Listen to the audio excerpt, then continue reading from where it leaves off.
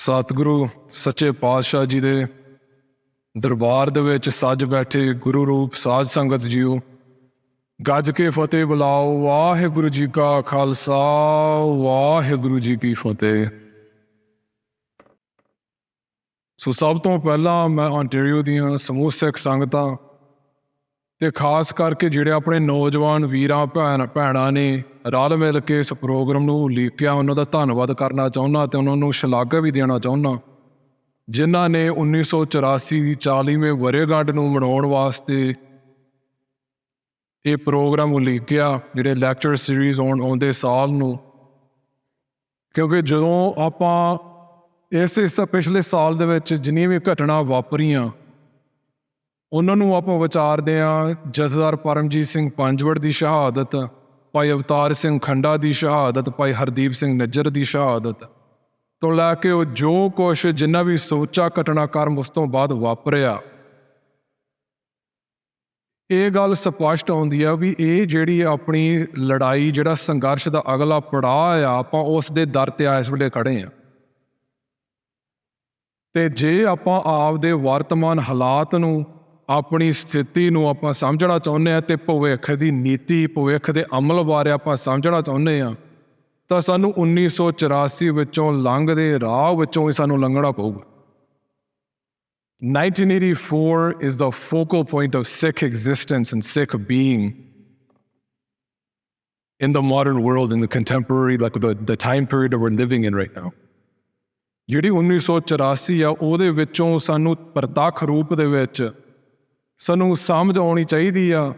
ਤੇ ਆਪਣੇ ਸ਼ਹੀਦ ਸਿੰਘਾਂ ਨੇ ਆਪਣੇ ਡੁੱਲੇ ਹੋਏ ਖੂਨ ਦੇ ਨਾਲ, ਆਪਣੇ ਅਮਲ ਦੇ ਨਾਲ ਸਾਨੂੰ ਦਰਸਾਇਆ ਵੀ ਇਸ ਦੁਨੀਆ ਦੇ ਨਾਲ, ਇਸ ਦੁਨੀਆ ਦੇ ਨਿਜ਼ਾਮ ਦੇ ਨਾਲ, ਸਟੇਟ ਦੇ ਨਾਲ ਸਾਡਾ ਰਿਸ਼ਤਾ ਕਿਹੋ ਜਿਹਾ ਆ। ਜਿਹੜਾ ਸੋਚਾ ਰਾਜਸੀ ਤੰਤਰ ਸਾਡੇ ਆਲੇ ਦੁਆਲੇ ਬਣਿਆ ਹੋਇਆ ਉਹਦਾ ਰੂਪ ਕਿਹੋ ਜਿਹਾ ਹੈਗਾ ਤੇ ਉਹਨੂੰ ਟੱਕਰ ਦੇਣ ਵਾਸਤੇ ਖਾਲਸੇ ਦਾ ਅਮਲ ਕਿਸ ਤਰ੍ਹਾਂ ਦਾ ਹੋਣਾ ਚਾਹੀਦਾ। ਸੋ ਜਿੰਨਾ ਚਿਰ ਤੱਕ ਆਪਾਂ 1984 ਨੂੰ ਤੇ ਉਸ ਤੋਂ ਬਾਅਦ ਚੱਲੇ ਹਥਿਆਰਬੰਦ ਸੰਘਰਸ਼ ਨੂੰ ਆਪਣੇ ਸਹੀ ਮਾਇਨਿਆਂ ਦੇ ਵਿੱਚ ਨਹੀਂ ਸਮਝਦੇ, ਗੁਰਮਤ ਵਿੱਚੋਂ ਖੜ ਕੇ ਆਪਣੇ ਮੌਲਿਕ ਦ੍ਰਿਸ਼ਟੀਕੋਣ ਤੋਂ ਆਪਾਂ ਨਹੀਂ ਸਮਝਦੇ, ਤਾਂ ਆਪਾਂ ਉਹਦੇ ਚੋਂ ਨਾ ਸਬਕ ਸਿੱਖ ਸਕਦੇ ਹਾਂ ਤੇ ਨਾ ਆਪਾਂ ਭਵਿੱਖ ਵਾਸਤੇ ਆਪਾਂ ਸੇਧ ਲੈ ਸਕਦੇ। ਕਿਉਂਕਿ ਇਹ ਜਿਹੜੀ ਲੜਾਈ ਸੀ, ਜਿਹੜਾ ਸੰਘਰਸ਼ ਵਿੱਢਿਆ ਗਿਆ, ਜਿਹੜੀ ਸ਼ਹਾਦਤਾਂ ਦਿੱਤੀਆਂ ਗਈਆਂ, ਇਹ ਕੋਈ ਰਾਜਸੀ ਨਿਰੋਲ ਰਾਜਸੀ ਲੜਾਈ ਨਹੀਂ ਸੀਗੀ। ਨਾ ਇਹ ਸਿਰਫ ਰਿਆਇਤਾਂ ਤੱਕ ਵੀ ਸਟੇਟ ਤੋਂ ਸਾਨੂੰ ਵੱਧ ਅਧਿਕਾਰ ਚਾਹੀਦੇ ਆ, ਪਾਣੀ ਦੇ ਹੱਕ ਚਾਹੀਦੇ ਆ, ਇਹ ਕੋਈ ਅੰਦਰੂਨੀ ਕੋਈ ਟਕਰਾਅ ਨਹੀਂ ਸੀਗਾ ਇੱਕ ਰਾਜਸੀ ਨਿਜ਼ਾਮ ਦੇ ਵਿੱਚ। This wasn't an internal political clash between two entities that were arguing about degrees of power. This is a clash and a confrontation of different concepts of sovereignty, of an entire world of view. ਵੀ ਜ਼ਿੰਦਗੀ ਦੇ ਅਰਥ ਕੀ ਹੈਗੇ, ਆਪਣੀਆਂ ਕਦਰਾਂ ਕੀਮਤਾਂ ਕੀ ਹੈਗੇ, ਆਪਣੇ ਰਾਜਸੀ ਸੰਕਲਪ, ਆਪਣੇ ਸਮਾਜ ਪ੍ਰਤੀ ਆਪਣੀ ਜ਼ਿੰਮੇਵਾਰੀਆਂ, ਆਪਣੇ ਆਦਰਸ਼ਾਂ ਦਾ ਇੱਕ ਟਕਰਾਅ ਸੀਗਾ। ਸੋ ਜਿੰਨਾ ਚਿਰ ਤੱਕ ਆਪਾਂ ਇਸ ਗੱਲ ਨੂੰ ਨਹੀਂ ਸਮਝਦੇ ਤਾਂ ਆਪਾਂ ਭਵਿੱਖ ਵੱਲ ਨੂੰ ਜਾਂਦੇ ਜਿਹੜੇ ਰਾਹ ਹੈਗੇ ਉਹਨੂੰ ਆਪਾਂ ਸਹੀ ਤਰ੍ਹਾਂ ਸਹੀ ਮਾਇਨੇ ਦੇ ਵਿੱਚ ਆਪਾਂ ਪਛਾਣ ਵੀ ਨਹੀਂ ਸਕਦੇ। ਸੋ ਆਪਣਾ ਸਿੱਖਾਂ ਦੇ ਵਿੱਚ ਇੱਕ ਬਹੁਤ ਸਤਿਕਾਰਤ ਸ਼ਖਸੀਅਤ ਵਿਦਵਾਨ ਡਾਕਟਰ ਗੁਰਭਗਤ ਸਿੰਘ ਹੋਰਾਂ ਨੇ ਇੱਕ ਗੱਲ ਲਿਖੀ ਸੀਗੀ ਜਿਨ੍ਹਾਂ ਨੇ ਮੇਰੇ ਮਨ ਨੂੰ ਬਹੁਤ ਟੁੰਬਿਆ ਤੇ ਮੈਨੂੰ ਪਤਾ ਬਹੁਤ ਹੋਰ ਸਾਰੇ ਨੌਜਵਾਨਾਂ ਨੂੰ ਇਹ ਸੇਧ ਦਿੱਤੀ ਆ ਵੀ ਜਿਹੜੇ 1984 ਦੇ ਜਿਹੜੇ ਜ਼ਖਮ ਹੈਗੇ ਆ, ਉਸ ਜ਼ਖਮ ਨੂੰ ਸੂਰਜ ਬਣਾਉਣ ਦੀ ਲੋੜ ਆ। ਉਹ ਇੱਕ ਰਿਸ ਦਾ ਜ਼ਖਮ ਨਹੀਂ ਹੋਣਾ ਚਾਹੀਦਾ, ਇਹਨੂੰ ਸੂਰ ਵਜੋਂ ਸਾਨੂੰ ਯਾਦ ਨਹੀਂ ਕਰਨਾ ਚਾਹੀਦਾ ਵੀ ਇੱਕ ਪੀੜਤ ਮਾਨਸਿਕਤਾ ਵਿੱਚੋਂ, ਉਹਦੇ ਵਿੱਚੋਂ ਉਸ ਜਿਹੜੀ ਪੀੜ ਹੈਗੀ, ਜਿਹੜਾ ਜ਼ਖਮ ਆ, ਜਿਹੜੀ ਸ਼ਹਾਦਤਾਂ ਹੋਈਆਂ, ਜਿਹੜਾ ਡੁੱਲਾ ਖੂਨ ਆ, ਉਹਦੇ ਵਿੱਚੋਂ ਸਿੱਖ ਹੋਂਦ ਦੀ ਜਿਹੜਾ ਪ੍ਰਤੀਕ ਆ, ਜਿਹੜੀ ਸੇਧ ਮਿਲਦੀ ਆ ਭਵਿੱਖ ਵੱਲ ਜਾਂਦੇ ਰਾਹ ਨੂੰ, ਉਸ ਚੀਜ਼ ਨੂੰ, ਉਸ ਪੈੜ ਨੂੰ ਸਾਨੂੰ ਫੜਨ ਦੀ ਲੋੜ। ਸੋ ਇਸੇ ਸੰਬੰਧ ਦੇ ਵਿੱਚ ਅੱਜ ਦੀ ਤਰੀਕ ਦੇ ਮੱਦੇ ਨਜ਼ਰ ਕੱਲ੍ਹ ਲੰਘੇ ਦਿਨੀ 26 ਜਨਵਰੀ 1986 ਦੇ ਵਿੱਚ ਜੋ ਸਰਬੱਤ ਖਾਲਸਾ ਸੱਦਿਆ ਗਿਆ ਸੀਗਾ, ਜਿਹੜਾ ਇੱਕ ਅਲੌਕਿਕ ਦ੍ਰਿਸ਼ ਆਪਾਂ ਬਹੁਤ ਸਾਰਿਆਂ ਨੇ ਦੇਖੇ ਹੈਗੇ ਆ, ਤੇ ਨਾਲ ਹੀ ਅੱਜ ਦੀ ਤਰੀਕ ਦੇ ਵਿੱਚ ਸ਼ਹੀਦ ਜਥੇਦਾਰ ਹਰਮੀਤ ਸਿੰਘ PhD ਹੋਰਾਂ ਦਾ ਜਿਹੜਾ ਸ਼ਹੀਦੀ ਦਿਹਾੜਾ, ਉਸ ਨੂੰ ਯਾਦ ਕਰਦੇ ਹਾਂ ਪ੍ਰਬੰਧਕਾਂ ਵੱਲੋਂ ਇਹ ਹੁਕਮ ਹੋਇਆ ਵੀ ਇਹ ਆਪਣੇ ਜਿਹੜੇ ਇਤਿਹਾਸ ਵਿੱਚੋਂ, ਆਪਣੇ ਸ਼ਹੀਦ ਸਿੰਘਾਂ ਵਿੱਚੋਂ ਤੇ ਉਸ ਸਾਰੇ ਇਕੱਠ, ਉਸ ਸਾਰੇ ਅਮਲ ਵਿੱਚੋਂ ਭਵਿੱਖ ਬਾਰੇ ਗੱਲਬਾਤ ਕੀਤੀ ਜਾਵੇ ਵੀ ਸਿੱਖ ਜਿਹੜੀ ਅਗਵਾਈ ਕਿਸ ਤਰ੍ਹਾਂ ਦੀ ਹੋਣੀ ਚਾਹੀਦੀ ਹੈ, ਸਿੱਖਾਂ ਦਾ ਜਿਹੜਾ ਸੰਘਰਸ਼ ਆ ਉਹ ਕਿਸ ਨਿਸ਼ਾਨੇ ਵਾਸਤੇ, ਸਿੱਖਾਂ ਦਾ ਜਿਹੜਾ ਸੰਘਰਸ਼ ਆ ਉਸ ਦਾ ਅਮਲ ਕਿਸ ਤਰ੍ਹਾਂ ਦਾ ਹੋਣਾ ਚਾਹੀਦਾ। ਤੇ ਜਦੋਂ ਆਪਾਂ ਪੰਥਕ ਨਵੋਸਾਰੀ ਦੀ ਗੱਲ ਕਰਦੇ ਹਾਂ, ਦਿਸ idea of ਰੀਜੂਵਨੇਟਿੰਗ the Panth is how do we actually gain those insights and understand ਵੀ ਆਪਾਂ ਕਿਹੜੇ ਪਾਸੇ ਨੂੰ ਜਾਣਾ। ਸੋ ਜਦੋਂ ਆਪਾਂ 1986 ਦਾ ਜਿਹੜਾ ਸਰਬੱਤ ਖਾਲਸਾ 26 ਜਨਵਰੀ ਨੂੰ ਸੱਦਿਆ ਗਿਆ, ਸਭ ਤੋਂ ਪਹਿਲਾਂ ਸਾਨੂੰ ਇਸ ਗੱਲ ਨੂੰ ਮੁਖਾਤਬ ਹੋਣਾ ਪਊਗਾ, ਪਛਾਣਨ ਦੀ ਲੋੜ ਹੈਗੀ ਆ ਵੀ ਉਹ ਇੱਕ ਉਹਨਾਂ ਦਿਨਾਂ ਦੇ ਵਿੱਚ, ਉਸ ਦੌਰ ਦੇ ਵਿੱਚ ਉਹ ਨਾਮੁਮਕਿਨ ਹੋਣ ਵਾਲੀ ਗੱਲ ਸੀਗੀ ਵੀ ਜਦੋਂ ਜੂਨ 1984 ਵਾਪਰਿਆ, ਸ੍ਰੀ ਅਕਾਲ ਤਖਤ ਸਾਹਿਬ ਸਮੇਤ ਹੋਰ ਬਹੁਤ ਸਾਰੇ ਗੁਰਦੁਆਰਿਆਂ 'ਤੇ ਜਿਹੜਾ ਹਮਲਾ ਹੋਇਆ, ਹਜ਼ਾਰਾਂ ਦੀ ਗਿਣਤੀ ਦੇ ਵਿੱਚ ਜਿਹੜੀ ਸਿੱਖਾਂ ਦੀਆਂ ਸ਼ਹਾਦਤਾਂ ਹੋਈਆਂ, ਉਸ ਤੋਂ ਬਾਅਦ ਜਿਹੜਾ ਸਰਕਾਰੀ ਤੌਰ 'ਤੇ ਜਿਹੜਾ ਆਪਰੇਸ਼ਨ ਵਾਪਰਿਆ, ਜਿਹੜਾ ਵਰਤਾਰਾ ਸੀ ਆਪਰੇਸ਼ਨ ਵੁੱਡਰੋਜ਼ ਦਾ, ਜਿੱਥੋਂ ਸਰਕਾਰੀ ਜਿੰਨੇ ਵੀ ਏਜੰਸੀਆਂ ਸੀਗੀਆਂ, ਫੋਰਸਾਂ ਸੀਗੀਆਂ, ਉਹ ਸਾਰੇ ਪੰਜਾਬ ਦੇ ਵਿੱਚ ਆਪਣੀ ਘੇਰਾਬੰਦੀ ਕਰਕੇ 15 ਸਾਲਾਂ ਤੋਂ 35 ਸਾਲਾਂ ਤੱਕ ਦੇ ਨੌਜਵਾਨਾਂ ਨੂੰ ਨਿਸ਼ਾਨੇ 'ਤੇ ਲਿਆ ਕੇ ਉਹਨਾਂ ਨੂੰ ਗ੍ਰਿਫਤਾਰ ਕੀਤਾ, ਘਰੋਂ ਵਿੱਚੋਂ ਲਾਪਤਾ ਕਈਆਂ ਨੂੰ ਕੀਤੇ ਆ। ਅਤੇ ਨਾਲ ਹੀ ਉਸੇ ਸਾਲ ਦੇ ਵਿੱਚ ਨਵੰਬਰ 84 ਦੇ ਵਿੱਚ ਜੋ ਇੱਕ ਹੋਰ ਜੰਗ, ਸਿਰਫ ਸਾਨੂੰ ਉਸ ਨੂੰ ਇੱਕ ਕਤਲੇਆਮ ਵਜੋਂ ਨਹੀਂ ਯਾਦ ਕਰਨਾ ਚਾਹੀਦਾ, ਉਹ ਵੀ ਇੱਕ ਜੰਗ ਸੀ, ਭਾਵੇਂ ਉਹਦਾ ਰੂਪ ਭਾਵੇਂ ਥੋੜ੍ਹਾ ਜਿਹਾ ਹੋਰ ਕਿਸਮ ਦਾ ਸੀ। ਸੋ ਇਹ ਇੰਨਾ ਸਾਰਾ ਕੁਛ ਵਾਪਰਨ ਦੇ ਬਾਵਜੂਦ, ਇੰਨੇ ਭਿਆਨਕ ਹਾਲਾਤਾਂ ਦੇ ਬਾਵਜੂਦ ਖਾਲਸੇ ਨੇ ਡੇਢ ਦੋ ਸਾਲਾਂ ਦੇ ਵਿੱਚ ਐਡਾ ਵੱਡਾ ਇਕੱਠ ਉਸੇ ਸਥਾਨ 'ਤੇ ਕੀਤਾ ਜਿੱਥੇ 1.5 ਸਾਲ ਪਹਿਲਾਂ ਇੰਡੀਅਨ ਸਟੇਟ ਦੇ ਨੇ ਆਪਣੇ ਟੈਂਕਾਂ ਨਾਲ ਹਮਲਾ ਕੀਤਾ ਸਿੱਖ ਸੰਗਤਾਂ। ਅਤੇ ਉਸ ਇਕੱਠ ਦੇ ਵਿੱਚ, ਉਸ ਸਾਰੇ ਪ੍ਰਕਿਰਿਆ ਦੇ ਵਿੱਚ ਸਟੇਟ ਨੂੰ ਵੰਗਾਰਿਆ ਵੀ ਸਿੱਖ ਹਜੇ ਜੀਂਦੇ ਜਾਗਦੇ ਆ ਅਤੇ ਇਹ ਜਿਹੜਾ ਆਪਣਾ ਸੰਘਰਸ਼ ਆ ਹਜੇ ਜਾਰੀ ਆ, and this sangharsh will continue by any means necessary. So ਜਦੋਂ ਆਪਾਂ ਹੁਣ ਆਪਣੇ ਵਰਤਮਾਨ ਸਮੇਂ ਦੇ ਨਾਲ ਆਪਾਂ ਉਹਨੂੰ ਦੇਖ ਕੇ ਉਹਨੂੰ ਸਮਝਣ ਦੀ ਕੋਸ਼ਿਸ਼ ਕਰਦੇ ਹਾਂ, ਭਾਵੇਂ ਬਹੁਤ ਸਾਰੇ ਅੰਤਰ ਆ, ਬਹੁਤ ਸਾਰੇ ਫਰਕ ਆ, ਪਰ ਇਹ ਜਿਹੜੀ ਸਿਮਿਲੈਰਿਟੀ ਹੈਗੀ ਹੈ, ਜਿੱਥੋਂ ਸਾਨੂੰ ਪਛਾਣਨ ਦੀ ਲੋੜ ਆ, ਸਮਝਣ ਦੀ ਲੋੜ ਹੈਗੀ ਆ ਵੀ ਉਸ ਵੇਲੇ ਜਿਹੜੀ ਲੜਾਈ ਵਿੱਢੀ ਜਾਣੀ ਸੀਗੀ 1986 ਤੋਂ ਬਾਅਦ, ਜਿਹੜਾ ਹਥਿਆਰਬੰਦ ਸੰਘਰਸ਼ ਦਾ ਦੌਰ ਚੱਲਿਆ, ਆਪਾਂ ਕਿਸੇ ਨਾ ਕਿਸੇ ਰੂਪ ਦੇ ਵਿੱਚ ਆਪਾਂ ਅੱਜ ਉਸ ਹੀ ਪੋਜੀਸ਼ਨ ਦੇ ਵਿੱਚ ਆਪਾਂ ਖੜ੍ਹੇ ਹਾਂ, ਜਿੱਥੇ ਆਪਾਂ ਸਤਿਗੁਰੂ ਦੇ ਚਰਨਾਂ 'ਚ ਨਮਸਕਾਰ ਕਰਕੇ, ਸੀਸ ਤਲੀ 'ਤੇ ਧਰ ਕੇ ਗੁਰੂ ਗ੍ਰੰਥ, ਗੁਰੂ ਪੰਥ ਨੂੰ ਆਪਣਾ ਸਮਰਪਣ ਹੋ ਕੇ ਆਪਾਂ ਇਹ ਤੈਅ ਕਰਨਾ ਵੀ ਜਿਹੜਾ ਸੰਘਰਸ਼ ਦਾ ਅਗਲਾ ਪੜਾਅ ਆ, ਆਪਾਂ ਕਿਸ ਤਰ੍ਹਾਂ ਲੜਨਾ, ਉਹਦੀ ਤਿਆਰੀ ਆਪਾਂ ਕਿਸ ਤਰ੍ਹਾਂ ਕਰਨੀ ਹੈ, ਉਹਦੀ ਲਾਮਬੰਦੀ ਆਪਾਂ ਕਿਸ ਤਰ੍ਹਾਂ ਕਰਨੀ, ਅਤੇ ਉਸ ਦਾ ਅਮਲ, ਉਹਦਾ ਰੂਪ ਰੇਖਾ ਆਪਾਂ ਕਿਸ ਤਰ੍ਹਾਂ ਮਿਥਣਾ। ਸੋ ਜੇ ਆਪਾਂ ਪਿਛਲੇ 10, 15, 20 ਸਾਲਾਂ ਤੱਕ ਵੀ ਜੇ ਚਲੇ ਜਾਈਏ ਤਾਂ ਬਹੁਤ ਸਾਰੇ ਪੰਜਾਬ ਦੀ ਧਰਤੀ ਉੱਪਰ ਸਾਨੂੰ ਮੋਰਚੇ ਵੇਖਣ ਨੂੰ ਮਿਲੇ ਆ, ਬਹੁਤ ਸਾਰੇ ਉਭਾਰ ਹੋਏ ਆ, ਭਾਵੇਂ ਝੂਠੇ ਸੌਦਾ ਸਾਧ ਦੇ ਖਿਲਾਫ ਜਿਹੜੇ ਮੋਰਚੇ ਚੱਲੇ ਸੀਗੇ ਇਨ ਦ ਮਿਡ 2000s, ਉਦੋਂ ਬਾਅਦ ਜਿਹੜੇ ਭਾਈ ਬਲਵੰਤ ਸਿੰਘ ਰਾਜੋਆਣੇ ਦੇ ਫਾਂਸੀ ਦੇ ਖਿਲਾਫ ਜਿੰਨਾ ਵੱਡੇ ਪੱਧਰ 'ਤੇ ਉਭਾਰ ਹੋਇਆ ਸੀਗਾ ਪੰਜਾਬ ਦੀ ਧਰਤੀ ਉੱਪਰ, ਉਸ ਤੋਂ ਬਾਅਦ ਬੰਦੀ ਸਿੰਘਾਂ ਦੀ ਰਿਹਾਈ ਵਾਸਤੇ ਮੋਰਚੇ ਲੱਗਦੇ ਰਹੇ, ਬੇਅਦਬੀ ਦੇ ਖਿਲਾਫ ਸਿੱਖਾਂ ਵੱਲੋਂ ਲਾਮਬੰਦੀ ਕੀਤੀ ਗਈ, ਕਿਸਾਨ ਮੋਰਚਾ ਵਾਪਰਿਆ, ਜੋ ਕੁਛ ਪਿਛਲੇ ਸਾਲ ਦੇ ਵਿੱਚ ਵਾਪਰਿਆ ਉਹ ਸਾਡੇ ਸਾਰਿਆਂ ਦੇ ਅੱਖਾਂ ਸਾਹਮਣੇ ਆ, ਸਾਡੇ ਜ਼ਿਹਨ ਦੇ ਵਿੱਚ ਆ। ਅਤੇ ਜਦੋਂ ਆਪਾਂ ਇੰਨਾ ਸਾਰੇ ਉਤਰਾਅ ਚੜਾਅ ਨੂੰ ਦੇਖਦੇ ਹਾਂ, ਬਹੁਤ ਵਾਰੀ ਆਪਾਂ ਨਿਰਾਸ਼ ਹੋ ਜਾਂਦੇ ਹਾਂ ਵੀ ਇਹਦੇ ਵਿੱਚੋਂ ਕੱਢਣ ਪਾਉਣ ਨੂੰ ਕੁਛ ਨਹੀਂ ਸੀ, ਆਪਾਂ ਹਾਰ ਖਾ ਕੇ ਫਿਰ ਆਪਾਂ ਘਰ ਨੂੰ ਪਰਤੇ ਹਾਂ। ਪਰ ਇਹਦੇ ਵਿੱਚ ਸਾਨੂੰ ਦੋ ਗੱਲਾਂ ਨੂੰ ਸਮਝਣ ਦੀ ਲੋੜ ਹੈਗੀ। ਇੱਕ ਤਾਂ ਜਿਹੜੀ ਆਪਣੀ ਧਰਾਤਲ ਉੱਪਰ ਜਿਹੜੀ ਆਪਣੀ ਜ਼ਮੀਨੀ ਹਕੀਕਤਾਂ ਹੈਗੀਆਂ, ਦ ਗ੍ਰਾਸ ਰੂਟਸ ਰਿਐਲਿਟੀ, ਵੀ ਜੋ ਕੁਛ ਸਟੇਟ ਨੇ ਸਾਡੇ 'ਤੇ ਅਤਿਆਚਾਰ ਕੀਤਾ, ਉਹਦਾ ਮਨੋਰਥ ਵੀ ਇਹੀ ਸੀਗਾ ਵੀ ਸਿੱਖਾਂ ਨੂੰ ਆਗੂਹੀਣ ਹੀ ਨਹੀਂ ਕਰਨਾ, ਪਰ ਜਿੰਨੀਆਂ ਸੰਸਥਾਵਾਂ ਵੀ ਹੈਗੀਆਂ ਜਿਹੜੀਆਂ ਸਿੱਖਾਂ ਨੂੰ ਲਾਮਬੰਦ ਕਰ ਸਕਦੀਆਂ, ਉਹਨਾਂ ਨੂੰ ਜਥੇਬੰਦ ਕਰਕੇ ਇੱਕ ਵੱਡੇ ਟਕਰਾਅ ਦੇ ਵਿੱਚ ਪੈਣ ਵਾਸਤੇ ਉਹ ਕਾਬਲੀਅਤ ਜਿਹੜੀ ਯੋਗਤਾ ਚਾਹੀਦੀ ਆ, ਉਸ ਨੂੰ ਵੀ ਖਤਮ ਕੀਤਾ ਜਾ। ਸੋ ਜਿੰਨੇ ਵੀ ਇਹ ਲਹਿਰਾਂ, ਜਿੰਨੇ ਵੀ ਮੋਰਚੇ ਲੱਗੇ ਆ, ਸਾਨੂੰ ਉਹਦੇ ਵਿੱਚੋਂ ਇਹੀ ਸੰਕੇਤ ਮਿਲਣਾ ਚਾਹੀਦਾ ਵੀ ਜਿਹੜੀ ਆਪਣੀ ਇਹ ਪੀੜ੍ਹੀ, ਇੱਥੇ ਜ਼ਿਆਦਾਤਰ ਮੇਰੇ ਨੌਜਵਾਨ ਵੀਰ ਹੀ ਬੈਠੇ ਆ, ਭੈਣਾਂ ਬੈਠੀਆਂ ਹੈਗੀਆਂ, ਇਹ ਸੰਘਰਸ਼ ਦੇ ਅਗਲੇ ਭਵਿੱਖ ਜਿਹੜੇ ਆਪਣੇ ਅਮਲ ਹੋਣਾ ਚਾਹੀਦਾ, ਜਿਹੜਾ ਅਗਲਾ ਇਹਦਾ ਰੂਪ ਹੋਣਾ, ਇਹ ਜ਼ਿੰਮੇਵਾਰੀ ਸ਼ਹੀਦਾਂ ਦੇ ਅਧੂਰੇ ਸੁਪਨਿਆਂ ਨੂੰ ਪੂਰਾ ਕਰਨ ਦੀ ਜ਼ਿੰਮੇਵਾਰੀ ਸਾਡੇ ਮੋਢਿਆਂ 'ਤੇ ਆ। ਇਹਦੇ ਵਿੱਚੋਂ ਸਾਨੂੰ ਬਲ ਵੀ ਮਿਲਣਾ ਚਾਹੀਦਾ, ਹੌਸਲਾ ਵੀ ਮਿਲਣਾ ਚਾਹੀਦਾ ਵੀ ਖਾਲਸਾ ਹਜੇ ਜਿੰਦਾ ਜਾਗਦਾ ਆ। ਪਰ ਨਾਲ ਸਾਨੂੰ ਇਹ ਵੀ ਆਤਮ ਚੀਨਣ ਕਰਨ ਦੀ ਲੋੜ ਹੈਗੀ, ਸਵੈ ਪੜਚੋਲ ਕਰਨ ਦੀ ਲੋੜ ਹੈਗੀ ਆ ਵੀ ਆਪਾਂ ਆਪਦੇ ਬੀਤੇ ਸਮੇਂ ਤੋਂ, ਆਪਣੇ ਸ਼ਹੀਦਾਂ ਤੋਂ, ਗੁਰਮੁਖ ਰੂਹਾਂ ਤੋਂ ਆਪਾਂ ਸੇਧ ਕਿਸ ਤਰ੍ਹਾਂ ਦੀ ਲੈ ਸਕਦੇ ਹਾਂ। ਤੇ ਜਦੋਂ ਆਪਾਂ 1986 ਦੇ ਜਿਹੜਾ ਇਕੱਠ ਆਪਣੇ 26 ਜਨਵਰੀ ਨੂੰ ਹੋਇਆ ਸੀਗਾ, ਜਦੋਂ ਆਪਾਂ ਉਹਦੀ ਗੱਲਬਾਤ ਕਰਦੇ ਹਾਂ, ਜਿਹੜੀ ਆਪਣੀ ਪੀੜ੍ਹੀ ਹੈਗੀ ਆਪਾਂ ਇੰਸਟੈਂਟ ਗ੍ਰੈਟੀਫਿਕੇਸ਼ਨ ਵੱਲ ਆਪਾਂ ਬਹੁਤ ਛੇਤੀ ਆਪਾਂ ਪਹੁੰਚ ਜਾਂਦੇ ਹਾਂ, ਆਪਾਂ ਉਹਦੇ ਵਿੱਚ ਫਸ ਜਾਂਦੇ ਹਾਂ ਵੀ ਆਪਾਂ ਚਾਹੁੰਦੇ ਹਾਂ ਵੀ ਰਾਤੋਂ ਰਾਤ ਸਾਡੀ ਝੋਲੀ ਪ੍ਰਾਪਤੀ ਇੱਕੋ ਦਮ ਪੈ ਜਾਵੇ ਬਿਨਾਂ ਮਿਹਨਤ ਕੀਤੇ।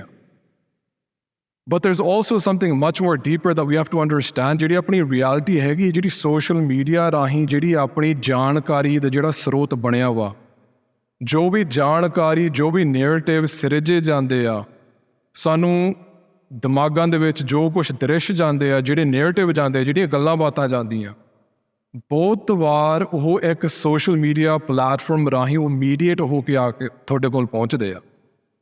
So it's even just understanding the realities that we exist in. ਜਿਹੜੇ social media platform ਹੈਗੇ ਆ, these are multi-million-dollar corporations. ਤੋ ਫ੍ਰੀ ਦੇ ਵਿੱਚ ਸਾਨੂੰ ਆਪਣੇ ਹੱਥ ਦੇ ਵਿੱਚ ਸਾਨੂੰ ਸੰਦ ਫੜਾ ਦਿੰਦੇ ਆ, ਜਿਹਦੇ ਵਿੱਚ ਤੁਸੀਂ ਰੁੱਝੇ ਰਹੋ 24 ਘੰਟੇ, ਤੇ ਪੈਸੇ ਵੀ ਇਹਨਾਂ ਦਾ ਜਿਹੜਾ ਨਫਾ ਵੀ ਹੁੰਦਾ ਇਸੇ ਵਿੱਚੋਂ ਹੀ ਹੁੰਦਾ। These social media platforms are designed intentionally to turn us into addicts. ਵੀ ਸਾਨੂੰ ਉਹੀ ਚੀਜ਼ ਦਿਖਾਉਣੀ ਹੈਗੀ ਹੈ ਜਿਹੜੀ ਸਾਡੇ ਮਨ ਨੂੰ ਖਿੱਚ ਪਵੇ, ਜਿਹੜੀ ਸਭ ਤੋਂ ਕਹਿ ਸਕਦੇ ਆ ਘਬਰਾਹਟ ਪੈਦਾ ਕਰਨ ਵਾਲੀ,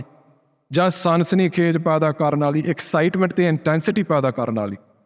ਤੇ ਜਦੋਂ ਦਿਮਾਗ ਦੇ ਵਿੱਚ ਜਿਹੜੇ ਆਪਣੇ ਰਸਾਇਣ ਹੈਗੇ, ਦਾ chemical release of dopamine when we're engaging with this, it has a deep impact on us. ਜਦੋਂ ਆਪਾਂ ਉਹਦੇ ਆਦੀ ਹੋ ਜਾਂਦੇ ਆ, ਆਪਾਂ ਚਾਹੁੰਦੇ ਹਾਂ ਵੀ ਤੱਤ ਫਟ ਦੁਬਾਰਾ ਉਹ ਜਾ ਜਿਹੜੀ ਫੀਲਿੰਗ ਹੈਗੀ ਉਹ ਦੁਬਾਰਾ ਮਹਿਸੂਸ ਹੋਵੇ। ਸੋ ਜਦੋਂ ਆਪਾਂ ਸੰਘਰਸ਼ ਨੂੰ ਵੀ ਇੱਕ ਛੋਟੇ ਰੀਲਾਂ ਰਾਹੀਂ ਜਾਂ ਕੋਈ ਕੈਰੂਸਲ ਸਲਾਈਡਸ ਰਾਹੀਂ ਆਪਾਂ ਸਮਝਣ ਦੀ ਕੋਸ਼ਿਸ਼ ਕਰਦੇ ਹਾਂ, understanding what impact that has on us, ਜਦੋਂ ਆਪਾਂ ਇਹ ਜਿਹੜੀ ਡੋਪਾਮਾਈਨ ਹਿੱਟ ਹੈਗੀ ਜੋ ਸੋਸ਼ਲ ਮੀਡੀਆ 'ਤੇ ਹੀ ਆਪਾਂ ਸੰਘਰਸ਼ ਚਲਾਉਣ ਦੀ ਕੋਸ਼ਿਸ਼ ਕਰਦੇ ਹਾਂ, ਜੋ ਕੁਛ ਆਪਣੇ ਸਮਝ 'ਤੇ, ਸਾਡੇ ਦਿਮਾਗ 'ਤੇ ਕਿਹੋ ਜਿਹਾ ਅਸਰ ਪਾਉਂਦਾ, ਤੇ ਜਦੋਂ ਆਪਾਂ ਉਹਦੇ ਆਦੀ ਹੋ ਜਾਂਦੇ ਹਾਂ, ਆਪਾਂ ਚਾਹੁੰਦੇ ਹਾਂ ਵੀ ਬਸ ਇਹੋ ਜਿਹੀ ਸਿਖਰਲੀ ਗੱਲ ਚੱਲਦੀ ਰਵੇ ਵਾਰ-ਵਾਰ। ਆਪਾਂ ਚਾਹੁੰਦੇ ਹਾਂ ਵੀ ਇਹ ਜਿਹੜਾ ਆਪਣਾ ਸਾਨੂੰ ਆਨੰਦ ਮਹਿਸੂਸ ਹੁੰਦਾ, ਜਿਹੜਾ ਚਾਹ ਮਹਿਸੂਸ ਹੁੰਦਾ, ਉਹ ਆਪਾਂ ਵਾਰ-ਵਾਰ ਉਸ ਦੇ ਵਿੱਚ ਪਈਏ, ਉਸ ਫੀਲਿੰਗ ਦੇ ਵਿੱਚ। ਪਰ ਜਦੋਂ ਆਪਾਂ 1986 ਦੇ ਜਿਹੜਾ ਹਾਲਾਤ ਸੀਗੇ ਤੇ ਜਿਹੜੇ ਦ੍ਰਿਸ਼ ਆਪਾਂ ਦੇਖਦੇ ਹਾਂ, ਹਜ਼ਾਰਾਂ ਦੀ ਗਿਣਤੀ ਦੇ ਵਿੱਚ ਸੰਗਤ ਉੱਥੇ ਇਕੱਠੇ ਹੋ ਕੇ ਕੇਸਰੀ ਦਸਤਾਰਾਂ ਸਜਾ ਕੇ, ਭਾਵੇਂ ਸਾਡੇ ਸਿੱਖਾਂ ਦੇ ਸਿਰਾਂ ਉੱਪਰ ਮੁੱਲ ਪੈ ਰਹੇ ਸੀਗੇ ਉਸ ਵੇਲੇ, ਫਿਰ ਵੀ ਬਿਲਕੁਲ ਦਲੇਰੀ ਦੇ ਨਾਲ ਡਟ ਕੇ ਸਰਕਾਰ ਨੂੰ ਵੰਗਾਰ ਕੇ ਵੱਡੀ ਗਿਣਤੀ ਦੇ ਵਿੱਚ ਸੰਗਤ ਉੱਥੇ ਪਹੁੰਚੀ ਤੇ ਵੰਗਾਰਿਆ ਵੀ ਆਪਾਂ ਜੀਨੇ ਆ, ਵੀ ਆਪਾਂ ਆਪਣਾ ਸੰਘਰਸ਼ ਅਜੇ ਜਾਰੀ ਆ। ਪਰ ਉਹ ਜਿਹੜੇ ਦ੍ਰਿਸ਼ ਸੀਗੇ ਉਹਦੇ ਪਿੱਛੇ ਵੀ ਸਾਨੂੰ ਜਾਣ ਦੀ ਲੋੜ ਹੈਗੀ ਆ। ਜਦੋਂ ਆਪਾਂ ਇਤਿਹਾਸ ਨੂੰ ਦੇਖਦੇ ਹਾਂ, ਸੁਣਦੇ, ਪੜ੍ਹਦੇ ਹਾਂ, ਆਪਾਂ ਸਿਖਰਲੀ ਗੱਲ ਤੇ ਆਪਾਂ ਇੱਕਦਮ ਪਹੁੰਚ ਜਾਂਦੇ ਹਾਂ। We get infatuated with the climactic moments. 6 ਜੂਨ ਦੀ ਸਵੇਰ ਨੂੰ ਸੰਤਾਂ ਨੇ ਸ਼ਹਾਦਤ ਕਿਸ ਤਰ੍ਹਾਂ ਪਾਈ, 26 ਜਨਵਰੀ ਨੂੰ 1986 ਨੂੰ ਇਹ ਇਕੱਠ ਆਪਣੇ ਸ੍ਰੀ ਅਕਾਲ ਤਖ਼ਤ ਸਾਹਿਬ ਤੇ ਕਿਸ ਤਰ੍ਹਾਂ ਹੋਇਆ। ਜੇ ਆਪਾਂ ਸਿਰਫ ਸੰਤਾਂ ਦੀ ਉਦਾਹਰਨ ਆਪਾਂ ਲੈ ਲਈਏ ਜਿਹੜੀਆਂ ਉਹਨਾਂ ਨੇ ਸ਼ਹਾਦਤ ਦਿੱਤੀ ਹੈ 6 ਜੂਨ ਨੂੰ, ਉਹ ਤਾਂ ਸਾਨੂੰ ਪ੍ਰਤੱਖ ਦਿਸਦੀ ਆ, ਉਹਦੇ ਵਿੱਚ ਆਪਣੀ ਰੁਚੀ ਵੀ ਰਹਿੰਦੀ ਆ ਵੀ ਆਪਾਂ ਇਹਦੇ ਬਾਰੇ ਆਪਾਂ ਦੇਖੀਏ, ਸੁਣੀਏ, ਪੜ੍ਹੀਏ। ਪਰ ਜਿੰਨਾ ਵੀ ਉਹਨਾਂ ਦੇ ਜੀਵਨ ਦੇ ਵਿੱਚ ਜਿਹੜੀ ਉਹਨਾਂ ਨੇ ਕਮਾਈ ਕੀਤੀ ਸੀ, ਜਿੰਨਾ ਉਹਨਾਂ ਨੇ ਅਭਿਆਸ ਕੀਤਾ 5 ਸਾਲਾਂ ਦੀ ਉਮਰ ਤੋਂ, ਸਾਨੂੰ ਉਹ ਸਾਰੀ ਚੀਜ਼ ਨੂੰ ਵੀ ਚੇਤੇ ਕਰਨ ਦੀ ਲੋੜ ਹੈਗੀ। ਜਿਹੜੀ ਉਹਨਾਂ ਦੀ ਸ਼ਹਾਦਤ ਸੀ, ਜਿਹੜੀ ਅਕਾਲ ਤਖ਼ਤ ਸਾਹਿਬ ਤੋਂ ਲੜਾਈ ਲੜੀ ਗਈ ਸੀ, ਉਹ ਕੋਈ ਹਿੰਡ ਪਗਾਉਣ ਵਾਸਤੇ ਨਹੀਂ ਸੀ, ਨਾ ਉਹ ਕੋਈ ਰਾਜਸੀ ਸਟੰਟ ਸੀ ਵੀ ਆਪਾਂ ਇੱਦਾਂ ਮਿੱਥ ਕੇ ਆਪਾਂ ਲੜਾਈ ਲੜਨੀ ਆ, ਲੋਕੀ ਲਾਮਬੰਦ ਹੋਣਗੇ। ਜਿਹੜਾ ਉਹ ਸ਼ਹਾਦਤ ਦੇਣ ਦਾ ਫੈਸਲਾ, ਉਹ ਸਾਰਾ ਜਿਹੜਾ ਅਮਲ ਵਾਪਰਿਆ, ਉਹ ਉਹਨਾਂ ਦੀ ਰੂਹਾਨੀ ਅਮਲ ਵਿੱਚੋਂ ਉਹਦੀ ਪੈਦਾਇਸ਼, ਉਹਦਾ ਨਤੀਜਾ ਸੀ। ਜਦੋਂ ਆਪਾਂ ਆਪਦੀ ਕਪੈਸਿਟੀ ਬਿਲਡਿੰਗ ਦੀ ਗੱਲ ਕਰਦੇ ਹਾਂ, ਤਿਆਰੀ ਦੀ ਗੱਲ ਕਰਦੇ ਹਾਂ, ਸਾਨੂੰ ਇੱਕ ਗੱਲ ਸਮਝਣ ਦੀ ਲੋੜ ਹੈਗੀ, ਜਿਹੜੀ ਆਪਣਾ ਇਨਫੋਰਮੇਸ਼ਨ ਐਜੂਕੇਸ਼ਨ ਸਿਸਟਮ ਜਿਹੜੇ ਆਪਣੇ ਹੈਗੇ ਆ ਉਹ ਸਿੱਖਾਂ ਦੇ ਕਿਸ ਤਰ੍ਹਾਂ ਦੇ ਹੋਣੇ ਚਾਹੀਦੇ ਆ ਅਤੇ ਅੱਜ ਜਿਹੜਾ ਆਪਣੇ ਵਰਤਮਾਨ ਸਮੇਂ ਦੇ ਵਿੱਚ ਉਹ ਕਿਸ ਤਰ੍ਹਾਂ ਦਾ ਹੈਗਾ। ਜਿਹੜੇ ਪੱਛਮੀ ਤਰਜ਼ ਦੇ ਜਿਹੜੇ ਐਜੂਕੇਸ਼ਨਲ ਇੰਸਟੀਟਿਊਸ਼ਨ ਹੁੰਦੇ ਆ ਉਹਨਾਂ ਦਾ ਕੀ ਹੁੰਦਾ, ਲੈਕਚਰਾਰ ਤੁਹਾਡਾ ਜਿਹੜੇ ਤੁਹਾਨੂੰ ਭਾਸ਼ਣਾਂ ਦਿੰਦਾ ਜਾਂ ਲੈਕਚਰ ਕਰਦਾ ਸਕੂਲਾਂ ਦੇ ਵਿੱਚ ਕਾਲਜਾਂ ਦੇ ਵਿੱਚ, ਉਹਦਾ ਜਿਹੜਾ ਆਪਦਾ ਜੀਵਨ ਉਹਦਾ ਆਪਦਾ ਅਮਲ ਉਹ ਕੋਈ ਮਾਇਨੇ ਨਹੀਂ ਰੱਖਦਾ। ਉਹਨੇ ਸਿਰਫ ਕੁਝ ਤੱਥ, ਕੁਝ ਜਾਣਕਾਰੀ, ਕੁਝ ਇਨਫੋਰਮੇਸ਼ਨ ਤੁਹਾਡੇ ਦਿਮਾਗ ਦੇ ਵਿੱਚ ਵਾੜਨੇ ਆ। ਉਹ ਤੁਹਾਡੇ 'ਤੇ ਅਮਲ ਦੇ ਉੱਪਰ, ਤੁਹਾਡੀ ਜ਼ਿੰਦਗੀ ਉੱਪਰ, ਤੁਹਾਡੇ ਜੀਵਨ ਉੱਪਰ ਉਹਦਾ ਪ੍ਰਭਾਵ ਪਵੇ ਜਾਂ ਨਾ ਪਵੇ, ਇਹਨਾਂ ਦੇ ਸਿਸਟਮ ਵਿੱਚ ਉਹਦਾ ਕੋਈ ਅਹਿਮੀਅਤ ਨਹੀਂ। ਜਿਹੜਾ ਸਿੱਖਾਂ ਦਾ ਤਰੀਕਾਕਾਰ ਆ, ਜਦੋਂ ਆਪਾਂ ਸੰਤਾਂ ਦੀ ਉਦਾਹਰਨ ਆਪਾਂ ਲੈਂਦੇ ਹਾਂ,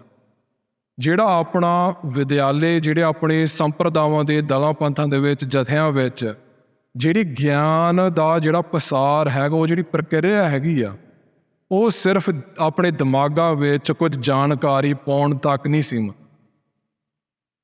ਬਹੁਤ ਸਾਰੇ ਆਪਣੇ ਸੰਗਤਾਂ ਦੇ ਵਿੱਚ ਵੀ ਸੱਜਣ ਹੋਣਗੇ ਜਿਨ੍ਹਾਂ ਨੇ ਉਹ ਸਾਰੇ ਪ੍ਰਕਿਰਿਆ ਦੇ ਵਿੱਚ ਉਹ ਪਏ ਆ। ਜਿਹੜੀ ਸਿਖਲਾਈ ਦਿੱਤੀ ਜਾਂਦੀ ਆ ਉਹ ਆਪਣੀ ਸ਼ਖਸੀਅਤ ਨੂੰ ਘੜਨ ਵਿੱਚ ਉਹਦੀ ਬਹੁਤ ਵੱਡੀ ਅਹਿਮੀਅਤ ਹੁੰਦੀ ਆ ਅਤੇ ਜਾਣਕਾਰੀ ਤੋਂ ਵੱਧ ਤੁਹਾਡੇ ਅਮਲ ਉੱਪਰ, ਤੁਹਾਡੀ ਰਹਿਤ ਉੱਪਰ, ਤੁਹਾਡੇ ਜੀਵਨ ਉੱਪਰ ਜ਼ੋਰ ਦਿੱਤਾ ਜਾਂਦਾ। ਜਦੋਂ ਅੰਮ੍ਰਿਤ ਵੇਲੇ ਉੱਠਣ ਦਾ ਜਿਹੜੀ ਉਹ ਰੂਟੀਨ ਤੁਹਾਡਾ ਨੇਮ ਬਣ ਜਾਂਦਾ, ਸੰਥਿਆ ਪੜ੍ਹਨੀ ਆ, ਗੁਰਦੁਆਰੇ ਸਾਹਿਬ ਦੇ ਵਿੱਚ ਤੁਸੀਂ ਸੇਵਾ ਕਰਨੀ ਆ, ਉਹ ਸਾਰਾ ਕੁਛ ਜਿੰਨਾ ਵੀ ਤੁਹਾਡੇ 24 ਘੰਟੇ 8 ਪਹਿਰਾਂ ਦੇ ਵਿੱਚ ਜੋ ਤੁਹਾਡਾ ਅਮਲ ਕਿਸ ਤਰ੍ਹਾਂ ਦਾ ਹੁੰਦਾ, ਉਹ ਸਿਰਫ ਅਕਲ ਤੱਕ ਨਹੀਂ ਸੀਮਤ। ਉਹ ਤੁਹਾਡੀ ਸਮੁੱਚੀ ਸ਼ਖਸੀਅਤ ਨੂੰ ਬਦਲਣ, ਉਸ ਦਾ ਗੁਰਮਤਿ ਦੇ ਰੰਗ ਵਿੱਚ ਰੰਗਣ ਵਾਸਤੇ ਇੱਕ ਪ੍ਰਕਿਰਿਆ ਹੁੰਦੀ ਆ ਜਿਹਦੇ ਰਾਹੀਂ ਟਰਾਂਸਫਰਮੇਸ਼ਨ ਆਪਣੀ ਹੁੰਦੀ ਆ। ਉਹ ਜੇ ਆਪਾਂ ਇੱਕ ਨਿੱਜੀ ਪੱਖ ਹੋ ਗਿਆ, ਜਦੋਂ ਆਪਾਂ ਇਹਨੂੰ ਪੰਥਕ ਤੌਰ 'ਤੇ ਆਪਾਂ ਲੈਂਦੇ ਹਾਂ ਵੀ ਆਪਾਂ ਲਾਮਬੰਦ ਕਿਸ ਤਰ੍ਹਾਂ ਹੋਣਾ।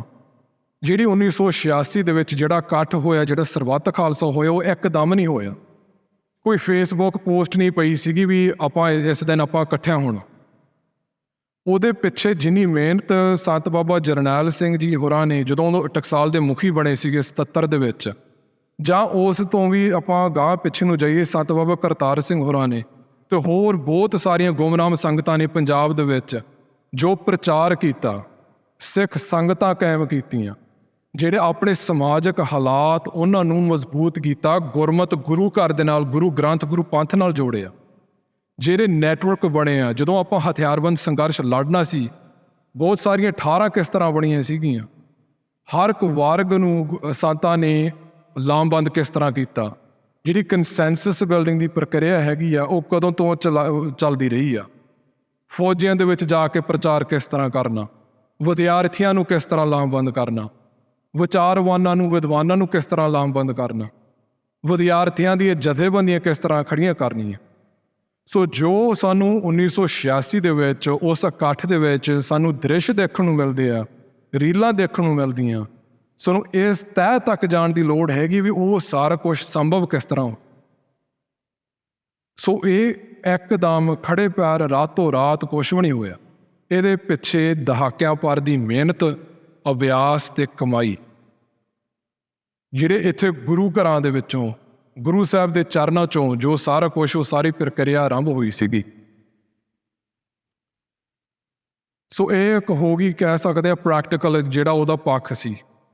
ਵੀ practically how the Sarbat Khalsa was organised. Panthic committee ਸਾਂਝੀ ਅਗਵਾਈ ਨੂੰ ਪੈਦਾ ਕਰਨ ਵਾਸਤੇ ਕਿਸ ਤਰ੍ਹਾਂ ਉਹ ਸਾਰਾ ਆਰਗੇਨਾਈਜ਼ੇਸ਼ਨਲ ਸਟਰਕਚਰ ਕਿਸ ਤਰ੍ਹਾਂ ਬਣਿਆ, ਸਰਬੱਤ ਖਾਲਸੇ ਨੂੰ ਕਿਸ ਤਰ੍ਹਾਂ ਸੱਦਿਆ,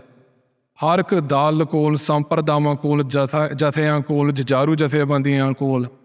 ਸਾਂਝੀ ਰਾਏ ਉਸਾਰ ਕੇ ਸਰਬੱਤ ਖਾਲਸੇ ਨੂੰ ਕਰਨ ਦੀ ਕੋਸ਼ਿਸ਼ ਕੀਤੀ ਗਈ ਅਤੇ ਫੈਸਲੇ ਇਸ ਤਰ੍ਹਾਂ ਦੇ ਲਏ ਗਏ ਵੀ ਆਪਾਂ ਇਸ ਸੰਘਰਸ਼ ਨੂੰ ਕਿਸ ਤਰ੍ਹਾਂ ਲੜਨਾ। ਇਸ ਤੋਂ ਇੱਕ ਹੋਰ ਜਿਹੜੀ ਮੈਨੂੰ ਮਹਿਸੂਸ ਹੁੰਦੀ ਹੈ ਵੱਡੀ ਗੱਲ ਹੈਗੀ ਹੈ, ਜੋ ਉਸ ਵੇਲੇ ਸੰਤਾਂ ਦਾ ਜਿਹੜਾ ਅਮਲ ਸੀ, ਜੁਝਾਰੂ ਸਿੰਘਾਂ ਦੇ ਜਿਹੜਾ ਅਮਲ ਸੀ, ਜਿਹੜਾ ਆਪਣੇ ਸ਼ਹੀਦਾਂ ਦਾ ਅਮਲ ਸੀ, ਅਤੇ ਦੁਨੀਆ ਦੇਖਣ ਦਾ ਜਿਹੜਾ ਨਜ਼ਰੀਆ ਸੀਗਾ, ਸਾਡੇ ਨਾਲੋਂ ਬਹੁਤ ਵੱਖਰਾ ਸੀ। ਜਿਸ ਤਰ੍ਹਾਂ ਸ਼ੁਰੂ ਦੇ ਵਿੱਚ ਜ਼ਿਕਰ ਕੀਤਾ ਸੀ, ਇਹ ਸਿਰਫ ਕੋਈ ਨਿਰੋਲ ਰਾਜਸੀ ਲੜਾਈ ਨਹੀਂ ਸੀਗੀ ਵੀ ਸਾਨੂੰ ਹੋਰ ਜਗ੍ਹਾ ਚਾਹੀਦੀ ਆ, ਵੱਧ ਅਧਿਕਾਰ ਚਾਹੀਦੇ ਆ। ਇੱਕ ਪੂਰੇ ਦਾ ਪੂਰਾ ਆਪਣਾ ਜਿਹੜਾ ਲਾਈਫ ਵਰਲਡ, ਸਾਡੀ ਵਰਲਡ ਵਿਊ, ਸਾਡੀਆਂ ਕਦਰਾਂ ਕੀਮਤਾਂ, ਜ਼ਿੰਦਗੀ ਦੇ ਅਰਥ ਕੀ ਹੈਗੇ ਆ ਤੇ ਜ਼ਿੰਦਗੀ ਆਪਾਂ ਜੀਣੀ ਕਿਸ ਤਰ੍ਹਾਂ ਆ, ਕੀ ਜ਼ਿੰਦਗੀ ਦੇ ਅਰਥ ਨੂੰ ਪਰਿਭਾਸ਼ਿਤ ਕਿਹਨੇ ਕਰਨਾ। ਇਹ ਜਿਹੜਾ ਸੰਘਰਸ਼ ਇਸ ਆਧਾਰ ਤੇ ਲੜਿਆ ਗਿਆ। ਤੇ ਜਦੋਂ ਆਪਾਂ ਉਸ ਰੂਹਾਨੀ ਅਮਲ ਤੋਂ, ਇਸ ਦਾ ਜਿਹੜਾ ਸਿੱਖਾਂ ਦਾ ਜਿਹੜਾ ਮੌਲਿਕ ਦ੍ਰਿਸ਼ਟੀਕੋਣ ਤੋਂ ਟੁੱਟ ਕੇ ਆਪਾਂ ਸੰਘਰਸ਼ ਦੀ ਸਮੀਖਿਆ ਕਰਨ ਦੀ ਕੋਸ਼ਿਸ਼ ਕਰਦੇ ਹਾਂ, ਮੁਲਾਂਕਣ ਕਰਨ ਦੀ ਕੋਸ਼ਿਸ਼ ਕਰਦੇ ਹਾਂ, when we try to analyze and evaluate what this ਸੰਘਰਸ਼ was about, ਬਹੁਤ ਸਾਰੇ ਮਿਸਅੰਡਰਸਟੈਂਡਿੰਗਸ ਪੈਦਾ ਹੋ ਜਾਂਦੇ, ਜਿਹਦੇ ਕਰਕੇ ਕੁਝ ਮੇਨੇ ਵੀ ਨਿਕਲ ਆਉਂਦੇ ਵੀ ਇਹਦੇ ਵਿੱਚੋਂ ਆਪਾਂ ਕੀ ਖੱਟਿਆ ਜਾਂ ਸਾਡਾ ਬਹੁਤ ਸਾਰਾ ਨੁਕਸਾਨ ਹੋਇਆ। ਜੇ ਆਪਾਂ ਸਿਰਫ ਪੱਛਮੀ ਤਾਰਜ਼ ਦੇ ਉੱਪਰ ਇਸ ਸੰਘਰਸ਼ ਨੂੰ ਆਪਾਂ ਸਮਝਣ ਦੀ ਕੋਸ਼ਿਸ਼ ਕਰਦੇ ਹਾਂ, ਜੇ ਆਪਣੇ ਆਪ ਨੂੰ, ਆਪਣੇ ਸੰਘਰਸ਼ ਨੂੰ ਗੈਰਾਂ ਦੀਆਂ ਨਜ਼ਰਾਂ ਤੋਂ ਆਪਾਂ ਸਮਝਣ ਦੀ ਕੋਸ਼ਿਸ਼ ਕਰਾਂਗੇ, ਫਿਰ ਤਾਂ ਨੁਕਸਾਨ ਤੋਂ ਇਲਾਵਾ ਹੋਰ ਕੁਝ ਨਹੀਂ ਸੀਗਾ। ਭਾਵੇਂ ਸ਼ਾਇਦ ਉਹ ਜਿਹੜਾ ਨਜ਼ਰੀਆ ਸਹੀ ਹੋ ਸਕਦਾ, ਪਰ ਇਹ ਸਿੱਖਾਂ ਦਾ ਨਜ਼ਰੀਆ, ਸਿੱਖਾਂ ਦਾ ਨੁਕਤਾ ਕਦੇ ਨਹੀਂ ਹੋ ਸਕਦਾ, ਨਾ ਹੋਇਆ ਨਾ ਹੈ।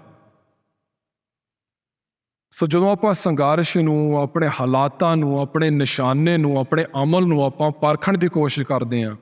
ਉਹਨੂੰ ਸਮਝਣ ਦੀ ਕੋਸ਼ਿਸ਼ ਕਰਦੇ ਹਾਂ, ਮਹਾਰਾਜ ਦਾ ਇੱਕ ਫਰਮਾਨ ਆ, ਰੋਗ ਦਾਰੂ ਦੋਵੇਂ ਬੁੱਝੈ ਤਾਂ ਵੈਦ ਸੁਝਾਣ। ਜਿਹੜਾ ਸਿਆਣਾ ਪੁਰਸ਼ ਆ, ਸਿਆਣਾ ਵੈਦ ਆ, ਉਹੀ ਮੰਨਿਆ ਜਾ ਸਕਦਾ ਜਿਹਨੂੰ ਰੋਗ ਦੀ ਪਛਾਣ ਕਰਨ ਦੀ ਜਾਂਚ ਹੋਵੇ ਤੇ ਨਾਲ ਉਹ ਮਸਲੇ ਦਾ ਹੱਲ ਵੀ ਉਹ ਕਰ ਸਕਦਾ ਹੋ। ਜੇ ਆਪਾਂ ਮਸਲੇ ਨੂੰ ਸਮਝਣ ਤੋਂ ਬਗੈਰ ਉਹਦਾ ਹੱਲ ਕਰਨ ਵਾਸਤੇ ਆਪਾਂ ਤੁਰ ਪਵਾਂਗੇ ਤਾਂ ਕਈ ਵਾਰੀ ਜਦੋਂ ਆਪਣਾ ਡਾਕਟਰੀ ਇਲਾਜ ਵੀ ਹੁੰਦਾ, ਜਦੋਂ ਬਿਮਾਰੀ ਦੀ ਸਮਝ ਨਾ ਹੋਵੇ, ਦਵਾਈ ਗਲਤ ਵੀ ਦਿੱਤੀ ਜਾ ਸਕਦੀ ਹੈ ਤਾਂ ਉਹਦਾ ਅਸਰ ਵੀ ਨਹੀਂ ਹੋਣਾ। ਪਰ ਜੇ ਆਪਾਂ ਸਿਰਫ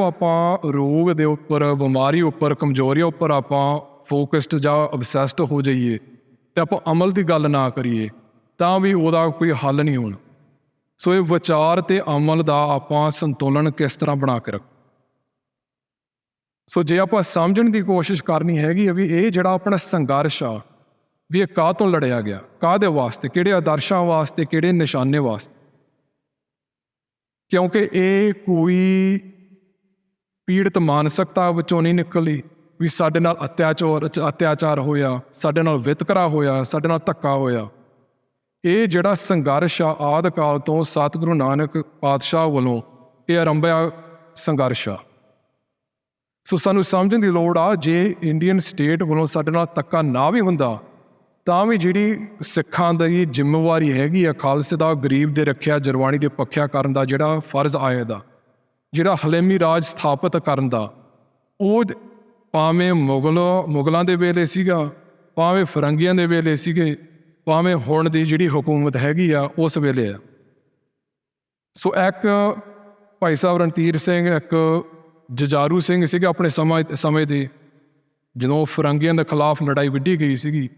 ਉਹਨਾਂ ਨੇ ਉਹਨਾਂ ਦਿਨਾਂ ਦੇ ਵਿੱਚ ਜਦੋਂ ਨੈਸ਼ਨਲਿਜ਼ਮ ਦੀ ਗੱਲ ਚੱਲ ਰਹੀ ਸੀਗੀ, 47 ਦੀ ਗੱਲ ਚੱਲ ਰਹੀ ਸੀਗੀ ਵੀ ਇਸ ਸਾਰੇ ਖਿੱਤੇ ਦੇ ਵਿੱਚ ਰਾਜਸੀ ਤਬਾਦਲਾ ਆਉਣ ਲੱਗਾ, ਵੀ ਇਹਦੇ ਵਿੱਚ ਸਿੱਖਾਂ ਦੀ ਭੂਮਿਕਾ ਕੀ ਹੋਣੀ ਚਾਹੀਦੀ ਆ, ਸਾਨੂੰ ਕਿਹੜੀਆਂ ਗੱਲਾਂ ਤੇ ਸਾਨੂੰ ਤਰਜੀਹ ਦੇਣ ਦੀ ਲੋੜ ਹੈਗੀ ਆ। ਸੋ ਜਿਹੜਾ ਹਿੱਸਾ ਹੈਗਾ ਥੋੜ੍ਹਾ ਜਿਹਾ ਲੰਮਾ ਹੈਗਾ, ਪਰ ਮੈਂ ਪੜ੍ਹ ਕੇ ਸੁਣਾਉਣਾ ਚਾਹੁੰਦਾ ਕਿ ਉਹਦੇ ਵਿੱਚੋਂ ਬਹੁਤ ਸਾਰੀਆਂ ਜਿਹੜੀਆਂ ਆਪਣੀਆਂ ਉਲਝਣਾਂ ਹੈਗੀਆਂ ਦਿਮਾਗਾਂ ਦੇ ਵਿੱਚ ਵੀ ਇਸ ਸੰਘਰਸ਼ ਨੂੰ ਕਿਸ ਤਰ੍ਹਾਂ ਸਮਝਿਆ ਜਾਵੇ, ਬਹੁਤ ਕੁਝ ਸਾਫ਼ ਹੋ ਜਾਂਦਾ। ਇਹ ਜਿਹੜੀ ਆਪਣੀ ਲੜਾਈ ਹੈਗੀ, ਜਿਹੜਾ ਆਪਣਾ ਸੰਘਰਸ਼ ਆ, ਇਹ ਕਿਸੇ ਸੱਭਿਆਚਾਰਕ ਫਿਰਕੇ ਨੂੰ ਬਚਾਉਣ ਦੇ ਡਰ ਵਿੱਚੋਂ ਨਹੀਂ ਪੈਦਾ ਹੋਇਆ, ਨਾ ਹੀ ਕੋਈ ਇਹ ਐਥਨਿਕ ਕੌਨਫਲਿਕਟ ਆ, ਨਾ ਇਹ ਨਿਰੋਲ ਰਾਜਸੀ ਲੜਾਈ ਆ, ਨਾ ਇਹ ਨੈਸ਼ਨਲਿਜ਼ਮ ਦੀ ਗੱਲ ਹੈਗੀ ਆ ਵੀ ਸਿੱਖ ਨੈਸ਼ਨਲਿਜ਼ਮ ਆਪਾਂ ਇੱਕ ਨੇਸ਼ਨ ਆ, ਸਾਨੂੰ ਇੱਕ ਖਿੱਤਾ ਚਾਹੀਦਾ। ਜਿਸ ਤਰ੍ਹਾਂ 47 ਦੇ ਵਿੱਚ ਮੁਸਲਮਾਨਾਂ ਨੂੰ ਪਾਕਿਸਤਾਨ ਮਿਲ ਗਿਆ, ਹਿੰਦੂਆਂ ਨੂੰ ਹਿੰਦੁਸਤਾਨ ਮਿਲ ਗਿਆ, ਸਾਨੂੰ ਆਪਦਾ ਰਾਜ ਚਾਹੀਦਾ ਸੀ। ਇਹ ਸਿੱਖਾਂ ਦਾ ਤਰੀਕਾਕਾਰ, ਸਾਡਾ ਆਦਰਸ਼, ਆਪਣਾ ਨਜ਼ਰੀਆ ਕਦੇ ਨਹੀਂ ਰਿਹਾ। ਸੋ ਉਹਨਾਂ ਸਮਿਆਂ ਦੇ ਵਿੱਚ ਲਿਖਦੇ ਆ, ਭਾਈ ਰਣਧੀਰ ਸਿੰਘ ਲਿਖਦੇ ਆ ਵੀ ਹਉਮੈ ਖੁਦ ਗਰਜ਼ੀਆਂ ਨਾਲ ਲੱਥ-ਪੱਥ ਹੋਏ ਜੀਵਾਂ ਦੇ ਇਕੱਠ ਨਾਲ ਕੌਮੀਅਤ ਨਹੀਂ ਬਣਦੀ। ਗੁਰੂ ਨਾਨਕ ਸਾਹਿਬ ਜੀ ਨੇ ਦੇਸਾਂ ਦੇਸਾਂਤਰਾਂ ਵਿੱਚ ਰਟਨ ਕਰਕੇ ਫਿਰ 9 ਜਾਮੇ ਧਾਰ ਅਧਿਕਾਰੀ ਯੋਗ ਰੂਹਾਂ ਅੰਦਰ ਸੱਚੀ ਅਤੇ ਸਦਾ ਕਾਇਮ ਰਹਿਣ ਵਾਲੀ ਰੂਹਾਨੀਅਤ ਭਰੀ। ਫਿਰ 10ਵੇਂ ਜਾਮੇ ਅੰਦਰ ਖੁਦ ਪ੍ਰਸਤੀ ਅਤੇ ਮਾਦਾ ਪ੍ਰਸਤੀ ਤੋਂ ਸਾਫ਼ ਸੁਥਰਾ ਖਾਲਸਾ, ਧਰਮੀ ਅਤੇ ਪਰਉਪਕਾਰੀ ਪੁਰਸ਼ਾਂ ਦੀ ਸਾਰੀ ਸ੍ਰਿਸ਼ਟੀ ਦਾ ਭਲਾ ਚਾਹੁਣ, ਭਲਾ ਦੇਖਣ ਅਤੇ ਭਲਾ ਕਰਨ ਵਾਲੀ ਖਾਲਸਾ ਕੌਮ ਸਾਜੀ ਅਤੇ ਇਸ ਤਰ੍ਹਾਂ ਰੂਹਾਨੀਅਤ ਵਾਲੀ ਖਾਲਸਾ ਕੌਮੀਅਤ ਦੀ ਨੀਂਹ ਰੱਖੀ। ਪਰ ਨਿਰਾ ਰਾਜ ਭਾਗ ਭੁਗਤਾਉਣ ਹਿਤ ਨਹੀਂ, ਸਗੋਂ ਜੀ ਦਾਨ ਦੇ ਭਗਤੀ ਲਾਉਣ ਹਿਤ, ਅਕਾਲ ਪੁਰਖ ਨਾਲ ਮੇਲ ਮਿਲਾਉਣ ਹਿਤ, ਆਤਮਿਕ ਔਜ ਦੀ ਰੂਹਾਨੀਅਤ ਦ੍ਰਿੜਾਏ ਕੇ ਖਾਲਸੇ ਜਨਾਂ ਦੇ ਰੋਮ ਰੋਮ ਅੰਦਰ ਇਹ ਰੂਹਾਨੀਅਤ, ਇਹ ਜਿਹੜੀ ਸੱਚੀ ਸ੍ਰੇਸ਼ਟ ਖਾਲਸਾ ਤਤ ਕੌਮੀਅਤ ਦੀ ਸਾਜਣਾ ਸਾਜੀ।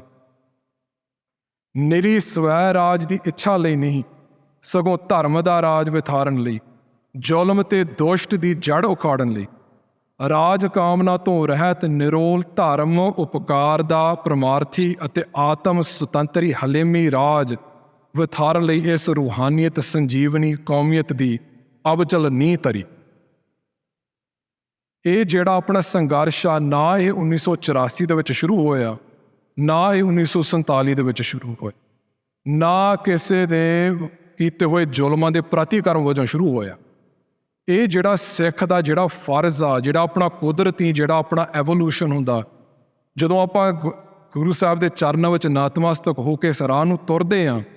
ਜਿਹੜਾ ਹਲੇਮੀ ਰਾਜ ਸਥਾਪਿਤ ਕਰਨ ਦੀ ਜਿਹੜੀ ਜ਼ਿੰਮੇਵਾਰੀ ਸਾਡੇ ਮੋਢਿਆਂ ਤੇ ਪਾਈ ਜਾਂਦੀ ਹੈ। ਸੋ ਜਿਹੜਾ ਆਪਣਾ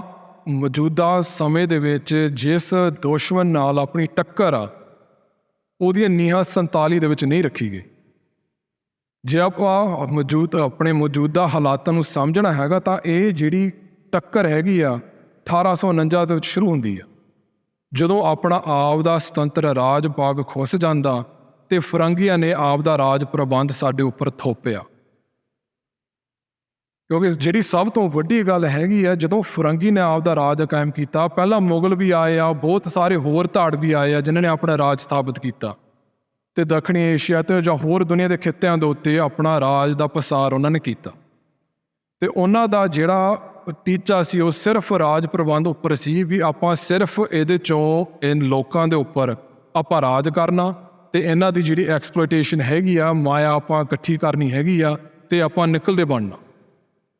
ਜਿਹੜਾ ਫਰੰਗੀ ਦਾ ਸਿਸਟਮ ਹੈਗਾ ਉਹ ਸਿਰਫ ਰਾਜ ਪ੍ਰਬੰਧ ਤੱਕ ਨਹੀਂ ਸੀਮਿਤ ਸੀ।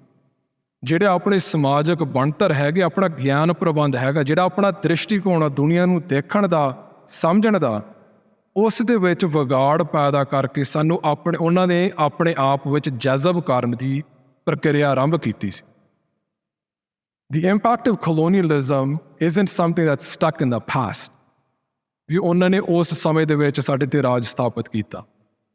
The impact of colonialism is fundamentally about transforming entire societies and assimilating them within the Western framework.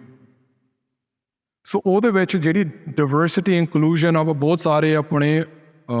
Educational institutions ਦੇ ਵਿੱਚ, ਕੰਮਾਂ ਕਾਰਾਂ ਦੇ ਵਿੱਚ, ਕੋਰਪੋਰੇਸ਼ਨਸ ਦੇ ਵਿੱਚ ਸੁਣਦੇ ਆ, ਜਿਹੜੇ ਇਹਨਾਂ ਦਾ ਜਿਹੜਾ ਰਾਜ ਸੀ, ਜਿਹੜੇ ਵਿਰੋਧ ਹੈਗੇ ਆ, ਇਹਨਾਂ ਨੂੰ ਕਾਬੂ 'ਚ ਰੱਖਣ ਵਾਸਤੇ ਸਿੰਪਲ ਜਿਹਾ ਸਿਸਟਮ, ਜਿਹੜਾ ਸਟਰਕਚਰ ਹੈਗੇ, ਵੀ ਤੁਹਾਨੂੰ ਡਿਵਰਸਿਟੀ ਦੀ ਖੁੱਲ੍ਹ ਹੈਗੀ ਆ, ਪਰ ਤੁਸੀਂ ਰਾਜ ਤੱਕ ਜਾਂ ਰਾਜ ਨੂੰ ਪਰਿਭਾਸ਼ਿਤ ਕਰਨ ਤੱਕ ਤੁਸੀਂ ਕਰ ਨਹੀਂ ਸਕਦੇ। ਜਦੋਂ ਉਹਨਾਂ ਨੇ ਦੁਨੀਆ ਨੂੰ ਦੇਖਣ ਦਾ ਨਜ਼ਰੀਆ, ਜਦੋਂ ਆਪਾਂ ਕਹਿੰਦੇ ਆ ਵੀ ਇਹ ਜਿਹੜੀ ਧਰਤੀ ਹੈਗੀ ਸਾਡੀ ਮਾਂ ਆ, ਸਾਨੂੰ ਰਿਜ਼ਕ ਦਿੰਦੀ ਆ, ਇਸ ਧਰਤੀ ਦੇ ਨਾਲ ਸਾਡਾ ਖਾਸ ਕਿਸਮ ਦਾ ਰਿਸ਼ਤਾ ਜੁੜਦਾ। ਜਦੋਂ ਆਪਾਂ ਕਿਰਤੀ ਦੀ ਗੱਲ ਕਰਦੇ ਹਾਂ, ਵੀ ਇਸ ਧਰਤੀ ਨੂੰ ਸਤਿਕਾਰ ਦੇ ਨਾਲ ਇਹਨੂੰ ਕਮਾਉਣਾ, ਇਹ ਤੇ ਮਿਹਨਤ ਕਰਨੀ ਆ, ਕਿਰਤ ਕਰਨੀ ਆ, ਕਿਰਤ ਕਰਕੇ ਆਪਾਂ ਕਮਾਉਣਾ ਤੇ ਆਪਾਂ ਵੰਡ ਕੇ ਛਕਣਾ ਆਪਣੇ ਸਮਾਜ ਦੇ ਵਿੱਚ। ਧਰਤੀ ਦੇ ਨਾਲ ਇੱਕ ਨੈਤਿਕ ਰਿਸ਼ਤਾ ਕਾਇਮ ਹੁੰਦਾ। ਜਦੋਂ ਫਰੰਗੀ ਨੇ ਇਸ ਧਰਤੀ ਉੱਪਰ ਕਬਜ਼ਾ ਆਪਣਾ ਕੀਤਾ, ਤਾਂ ਉਸ ਜਿਹੜੀ ਧਰਤੀ ਸੀਗੀ, ਜਿਹਨੂੰ ਮਾਂ ਸਮਝਿਆ ਜਾਂਦਾ ਸੀਗਾ, ਜਿਹਦਾ ਸਤਿਕਾਰ ਕੀਤਾ ਜਾਂਦਾ ਸੀਗਾ, ਉਹਨੂੰ ਸਿਰਫ ਇੱਕ ਵਸਤੂ ਜਾਂ ਜਾਇਦਾਦ ਤੱਕ ਸੀਮਿਤ ਕਰ ਦਿੱਤਾ। ਸੋ ਜਿੰਨੇ ਵੀ ਆਪਣੇ ਸਾਡੇ ਨਾਲ ਵੀ ਤੇ ਹੋਰ ਕੌਮਾਂ ਦੇ ਨਾਲ ਵੀ, ਇੱਥੋਂ ਦੇ ਮੂਲ ਵਾਸੀਆਂ ਦੇ ਨਾਲ ਵੀ ਬਹੁਤ ਸਾਰੀਆਂ ਉਦਾਹਰਨਾਂ ਹੈਗੀਆਂ। ਜਿਹੜੀ ਤੁਹਾਡਾ ਦੁਨੀਆ ਨੂੰ ਦੇਖਣ ਦਾ ਨਜ਼ਰੀਆ ਹੈਗਾ, ਉਹ ਸਿਰਫ ਆਪਣੀ ਨਿੱਜੀ ਜ਼ਿੰਦਗੀ ਦੇ ਵਿੱਚ ਇੱਕ ਸੱਭਿਆਚਾਰ ਤੱਕ ਸੀਮਿਤ ਕੀਤਾ ਜਾ ਸਕਦਾ। ਵੀ ਤੁਹਾਡਾ ਰਹਿਣ ਸਹਿਣ ਦਾ, ਪਹਿਰਾਵਾ, ਖਾਣ ਪੀਣ ਦਾ ਤੁਸੀਂ ਤੈਅ ਕਰ ਲਓ, ਉਹ ਤੁਹਾਡੇ ਘਰ ਦੇ ਵਿੱਚ, ਪ੍ਰਾਈਵੇਟ ਖੇਤਰ ਦੇ ਵਿੱਚ ਤੁਸੀਂ ਜੋ ਮਰਜ਼ੀ ਕਰੋ। ਪਰ ਜੇ ਤੁਸੀਂ ਜਨਤਕ ਤੌਰ 'ਤੇ ਕੋਈ ਗੱਲ ਕਰਨੀ ਆ, ਸੱਤਾ ਦੀ ਗੱਲ ਕਰਨੀ ਆ, ਨਿਆਂ ਦੀ ਗੱਲ ਕਰਨੀ ਆ, ਆਜ਼ਾਦੀ ਦੀ ਗੱਲ ਕਰਨੀ ਆ, ਸੁਤੰਤਰਤਾ ਦੀ ਗੱਲ ਕਰਨੀ ਆ, ਤਾਂ ਉਹਨਾਂ ਦੇ ਲੱਤ ਥੱਲਿਓਂ ਲੰਘ ਕੇ ਉਹਨਾਂ ਦੇ ਮਾਪਦੰਡ ਅਨੁਸਾਰ, ਉਹਨਾਂ ਦੇ ਪੈਮਾਨੇ ਦੇ ਅਨੁਸਾਰ ਤੁਸੀਂ ਗੱਲ ਕਰਨੀ ਆ, ਨਹੀਂ ਤਾਂ ਤੁਸੀਂ ਕਰ ਨਹੀਂ ਸਕਦੇ। ਕਿਉਂਕਿ ਜੇ ਤੁਸੀਂ ਕਰਦੇ ਆ, ਤੁਸੀਂ ਅੱਤਵਾਦੀ ਹੈਗੇ ਆ। ਤੁਸੀਂ ਅਸੱਭਿਅਕ ਹੈਗੇ ਆ। ਜਿਹੜਾ ਬਸਤੀਵਾਦ ਦਾ, ਫਰੰਗੀ ਦਾ ਰਾਜ ਦਾ ਜਿਹੜਾ ਸਭ ਤੋਂ ਵੱਡਾ ਝੂਠ ਤੇ ਜਿਹੜਾ ਉਹਨਾਂ ਦਾ ਸਭ ਤੋਂ ਤਾਕਤਵਰ ਹਥਿਆਰ ਸੀਗਾ, ਉਹ ਸੱਭਿਅਤਾ ਦਾ ਜਿਹੜਾ ਉਹਨਾਂ ਦਾ ਪ੍ਰਵਚਨ ਸੀਗਾ, ਬਰਤਾਂਤ ਸੀਗਾ, ਜਿਹੜਾ ਝੂਠਾ ਕੜਿਆ ਗਿਆ ਤੇ ਸਾਡੇ ਸਿਰ ਮੜਿਆ ਗਿਆ। This myth of civilization, when the colonizers came, colonized Punjab and rest of the world, ਉਹਨਾਂ ਨੇ ਸਾਡੇ ਉੱਪਰ ਇੱਕ ਦੋ ਚੋਇਸਾਂ ਉਹਨਾਂ ਨੇ ਸਾਡੇ ਉੱਪਰ ਥੋਪ ਦਿੱਤੀਆਂ। ਉਹਨਾਂ ਦੇ ਕਹਿਣ ਅਨੁਸਾਰ ਵੀ ਤੁਸੀਂ ਅਸੱਭਿਅਕ ਹੈਗੇ ਆ, ਵੀ ਤੁਸੀਂ ਜਾਨਵਰਾਂ ਵਰਗੇ ਰਹਿੰਦੇ ਆ, ਆਪਾਂ ਸਿਵਲਾਈਜ਼ਡ ਹੈਗੇ, ਆਪਾਂ ਸੱਭਿਅਕ ਆ, ਆਪਾਂ ਤੁਹਾਨੂੰ ਸੱਭਿਅਕ ਹੋਣਾ ਆਪਾਂ ਤੁਹਾਨੂੰ ਸਿਖਾਵਾਂਗੇ ਕਿਉਂਕਿ ਤੁਸੀਂ ਜਾਨਵਰਾਂ ਵਾਂਗ ਰਹਿੰਦੇ ਆ। ਸੋ ਜਦੋਂ ਤੁਸੀਂ ਉਹਨਾਂ ਨੂੰ ਇੱਕ ਟੱਕਰ ਦੇਣੀ ਆ, ਜਿਹੜਾ ਉਹਨਾਂ ਦਾ ਪੈਮਾਨਾ ਹੈ, ਜਿਹੜਾ ਉਹਨਾਂ ਦਾ ਬਣਿਆ ਬਣਾਇਆ ਅਖਾੜਾ ਹੈਗਾ, ਉਹਦੇ ਵਿੱਚ ਤੁਹਾਡੇ ਕੋਲ ਦੋ ਚੋਇਸਾਂ ਹੈਗੀਆਂ। ਜਾਂ ਤੁਸੀਂ ਮੰਨ ਸਕਦੇ ਆ ਵੀ ਆਪਾਂ ਅਸੱਭਿਅਕ ਹੈਗੇ ਆ, ਵੀ ਤੁਸੀਂ ਸਾਨੂੰ ਆਪਣੇ ਆਪ ਵਿੱਚ ਜਜ਼ਬ ਕਰ ਲਓ, ਸਾਨੂੰ ਬੰਦੇ ਬਣਾਉਣਾ ਤੁਸੀਂ ਸਿਖਾਓ। ਜਾਂ ਤੁਸੀਂ ਕਹਿ ਸਕਦੇ ਨਹੀਂ ਜੀ, ਆਪਾਂ ਵੀ ਸੱਭਿਅਕ ਹੈਗੇ ਆ ਤੁਹਾਡੇ ਵਰਗੇ, ਆਪਾਂ ਵੀ ਸਾਇੰਟੀਫਿਕ ਹੈਗੇ ਆ, ਆਪਾਂ ਇੱਦਾਂ ਫਲਾਨਾ ਧਮਕਾਨਾ। ਪਰ ਜਿਹੜਾ ਪੈਮਾਨਾ ਹੋ ਜਾਂਦਾ ਸਿਵਲਾਈਜ਼ਡ ਹੋਣ ਦਾ, ਉਹ ਉਹਨਾਂ ਵੱਲੋਂ ਤੈਅ ਕੀਤਾ ਹੁੰਦਾ। ਉਹਨਾਂ ਦੇ ਮਾਪਦੰਡ ਅਨੁਸਾਰ ਤੁਸੀਂ ਆਪ ਦੀ ਮਨੁੱਖਤਾ, ਆਪਣੀ ਸੁਤੰਤਰਤਾ ਦਾ ਜਿਹੜਾ ਹੱਕ ਹੈਗਾ, ਜਾਂ ਆਪਣੇ ਅਣਖ ਗੈਰਤ ਨਾਲ ਜੀਉਣ ਦਾ ਜਿਹੜਾ ਅਧਿਕਾਰ ਹੈਗਾ, ਉਹਨਾਂ ਦੇ ਲੱਤ ਥੱਲਿਓਂ ਲੰਘ ਕੇ ਤੁਸੀਂ ਉਹ ਗ੍ਰਹਿਣ ਕਰਨਾ ਜਾਂ ਹਾਸਲ ਕਰ ਸਕਦੇ। ਜਿੰਨਾ ਵੀ ਉਹਨਾਂ ਨੇ ਸ਼ਾਸਕੀ ਪ੍ਰਬੰਧ, ਜਿਹੜਾ ਐਡਮਿਨਿਸਟ੍ਰੇਟਿਵ ਸਟਰਕਚਰ ਉਹਨਾਂ ਨੇ ਪੈਦਾ ਕੀਤਾ, ਅਦਾਲਤਾਂ ਦਾ, ਅਸੈਂਬਲੀ ਚੋਣਾਂ ਦਾ, ਜਿਹੜਾ ਰਾਜ ਸੱਤਾ ਦਾ, ਜਿਹੜੇ ਆਪਣੇ ਸਾਰੇ ਢਾਂਚੇ ਹੈਗੇ ਆ, ਜਿਹੜਾ ਐਜੂਕੇਸ਼ਨ ਹੈਗਾ, ਇਸ ਤਰਜ਼ ਦੇ ਉੱਪਰ ਬਣਾਏ ਗਏ ਵੀ ਜਿਹੜੀ ਆਪਣੀ ਸਿੱਖੀ ਹੈਗੀ ਆ,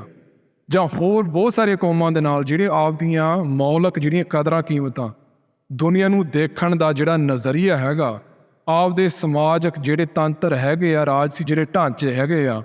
ਉਹਨਾਂ ਨੂੰ ਤੁਸੀਂ ਆਪਣੀ ਨਿੱਜੀ ਜ਼ਿੰਦਗੀ ਦੇ ਵਿੱਚ ਰੱਖੋ। ਤੁਸੀਂ ਇੱਕ ਮਾਈਨੋਰਿਟੀ ਹੋ ਸਕਦੇ, ਇਹ ਤੁਹਾਡੀ ਕਲਚਰਲ ਗੱਲਬਾਤ ਹੋ ਸਕਦੀ। ਅਤੇ ਕਲਚਰਲ ਨੂੰ ਜਿਹੜੀ ਮਲਟੀਕਲਚਰਲਿਜ਼ਮ ਹੈਗੀ ਆ, ਉਹ ਡਾਇਵਰਸਿਟੀ ਨੂੰ ਬਰਕਰਾਰ ਰੱਖਣ ਵਾਸਤੇ ਆਪਣੇ ਕੋਲ ਮਲਟੀਕਲਚਰਲਿਜ਼ਮ, ਡਾਇਵਰਸਿਟੀ ਦਾ ਸੰਦ ਹੈਗਾ। ਸੋ ਤੁਸੀਂ ਆਪਣੇ ਸਮਾਜ ਦੇ ਵਿੱਚ ਘੁਲ ਮਿਲ ਸਕਦੇ ਆ, ਪਰ ਜਿਹੜੀਆਂ ਇਹ ਤੁਹਾਡੀਆਂ ਸਪੈਸੀਫਿਕ ਯੂਨੀਕ ਕਲਚਰਲ ਗੱਲਾਂ ਹੈਗੀਆਂ, ਆਪਣੇ ਘਰ ਦੇ ਵਿੱਚ ਰੱਖੋ। ਸਿਆਸਤ ਦੇ ਵਿੱਚ, ਰਾਜਸੀ ਸੰਕਲਪਾਂ ਦੇ ਵਿੱਚ, ਨਿਆਂ ਦੇ ਵਿੱਚ ਸਰਬੱਤ ਦੇ ਭਲੇ ਵਾਲੀਆਂ ਗੱਲਾਂ ਤੁਸੀਂ ਨਾ ਕਰੋ, ਕਿਉਂਕਿ ਜੇ ਤੁਸੀਂ ਕਰੋਗੇ ਜਿਸ ਤਰ੍ਹਾਂ ਸੰਤਾਂ ਨੇ ਕੀਤਾ ਸੀ, ਤੁਸੀਂ ਅਸੱਭਿਅਕ ਹੈਗੇ ਆ, ਤੁਸੀਂ ਅੱਤਵਾਦੀ ਹੈਗੇ ਆ, ਅਤੇ ਤੁਹਾਨੂੰ ਕਤਲ ਕੀਤਾ ਜਾ ਸਕਦਾ, ਅਤੇ ਉਸ ਨੂੰ ਕਤਲ ਨਹੀਂ ਮੰਨਿਆ ਜਾਂਦਾ, ਉਸ ਨੂੰ ਜੁਡੀਸ਼ਲ ਜਸਟਿਸ ਮੰਨਿਆ ਜਾਂਦਾ। ਜਿੰਨਾ ਵੀ ਸਿੱਖਾਂ ਉੱਪਰ ਅਤਿਆਚਾਰ 1849 ਤੋਂ ਬਾਅਦ ਸਟੇਟ ਵੱਲੋਂ ਵਾਪਰਿਆ, ਕਈ ਵਾਰੀ ਆਪਾਂ ਕਹਿ ਦਿੰਦੇ ਹਾਂ ਵੀ ਗੈਰ ਕਾਨੂੰਨੀ ਸੀ। ਕਈ ਘਟਨਾਵਾਂ ਇਸ ਤਰ੍ਹਾਂ ਦੀਆਂ ਬਿਲਕੁਲ ਵਾਪਰੀਆਂ ਜਿਹੜੀ ਇਹਨਾਂ ਦੇ ਕਾਇਦੇ ਕਾਨੂੰਨ ਤੋਂ ਵੀ ਬਾਹਰ ਹੀ ਹੋਈਆਂ, ਪਰ ਬਹੁਤਾ ਜਿਹੜੀ ਆਪਣੀ ਨਸਲਕੁਸ਼ੀ ਹੋਈ ਹੈ, ਜਿਹੜਾ ਹਿੰਸਾ ਵਰਾਇਆ ਗਿਆ ਸਿੱਖਾਂ ਉੱਪਰ, ਉਹ ਬਿਲਕੁਲ ਆਪਣੇ ਕਾਨੂੰਨ ਅਨੁਸਾਰ, ਆਪਣੇ ਢਾਂਚੇ ਅਨੁਸਾਰ ਕੀਤਾ ਗਿਆ ਸਾਡੇ ਉੱਪਰ। ਸੋ ਜਦੋਂ ਇਹ ਆਪਾਂ ਆਪਦੇ ਸੰਘਰਸ਼ ਨੂੰ ਸਮਝਣ ਦੀ ਕੋਸ਼ਿਸ਼ ਕਰਦੇ ਹਾਂ ਗੈਰਾਂ ਦੀਆਂ ਨਜ਼ਰਾਂ ਤੋਂ, ਜਦੋਂ ਆਪਾਂ ਇਸ ਨਜ਼ਰੀਏ ਤੋਂ ਆਪਣੇ ਆਪ ਨੂੰ ਦੇਖਣ ਦੇ ਆਦੀ ਹੋ ਜਾਂਦੇ, ਤਾਂ ਆਪਾਂ ਆਪਣੇ ਆਪ ਤੋਂ ਵੀ ਓਪਰੇ ਹੋ ਜਾਂਦੇ। ਜਿਹੜੇ ਇਹਨਾਂ ਨੇ ਸਾਨੂੰ ਆਪਸ਼ਨਾਂ ਦਿੱਤੀਆਂ, ਜਾਂ ਤੁਸੀਂ ਫੰਡਾਮੈਂਟਲਿਸਟ ਹੈਗੇ, ਤੁਸੀਂ ਟੈਰਰਿਸਟ ਹੈਗੇ ਆ, ਜਾਂ ਵੱਧ ਤੋਂ ਵੱਧ ਇੱਕ ਸੱਭਿਆਚਾਰਕ ਫਿਰਕੇ ਦੀ ਨੁਮਾਇੰਦਗੀ ਕਰਨ ਵਾਲੇ, ਜਾਂ ਵੱਧ ਤੋਂ ਵੱਧ ਇੱਕ ਨੇਸ਼ਨ ਤੁਸੀਂ ਹੋ ਸਕਦੇ ਸਾਡੇ ਪਰਿਭਾਸ਼ਾ ਅਨੁਸਾਰ। ਅਤੇ ਸਾਡੀ ਬਣੀ ਬਣਾਈ ਦੁਨੀਆ ਦੇ ਵਿੱਚ ਤੁਸੀਂ ਆਪਣੇ ਕਿਰਾਏ 'ਤੇ ਆਪਣੀ ਜਗ੍ਹਾ ਬਣਾ ਸਕਦੇ ਸਾਡੇ ਢਾਂਚੇ ਅਨੁਸਾਰ। ਸੋ ਇਹ ਜਿਹੜੀ ਆਪਾਂ ਗੱਲ ਕਹਿ ਦਿੰਦੇ ਹਾਂ ਵੀ ਆਪਾਂ ਇਸ ਸੰਘਰਸ਼ ਵਿੱਚੋਂ ਆਪਾਂ ਕੀ ਖੱਟਿਆ ਜਾਂ ਆਪਣਾ ਨੁਕਸਾਨ ਹੋਇਆ,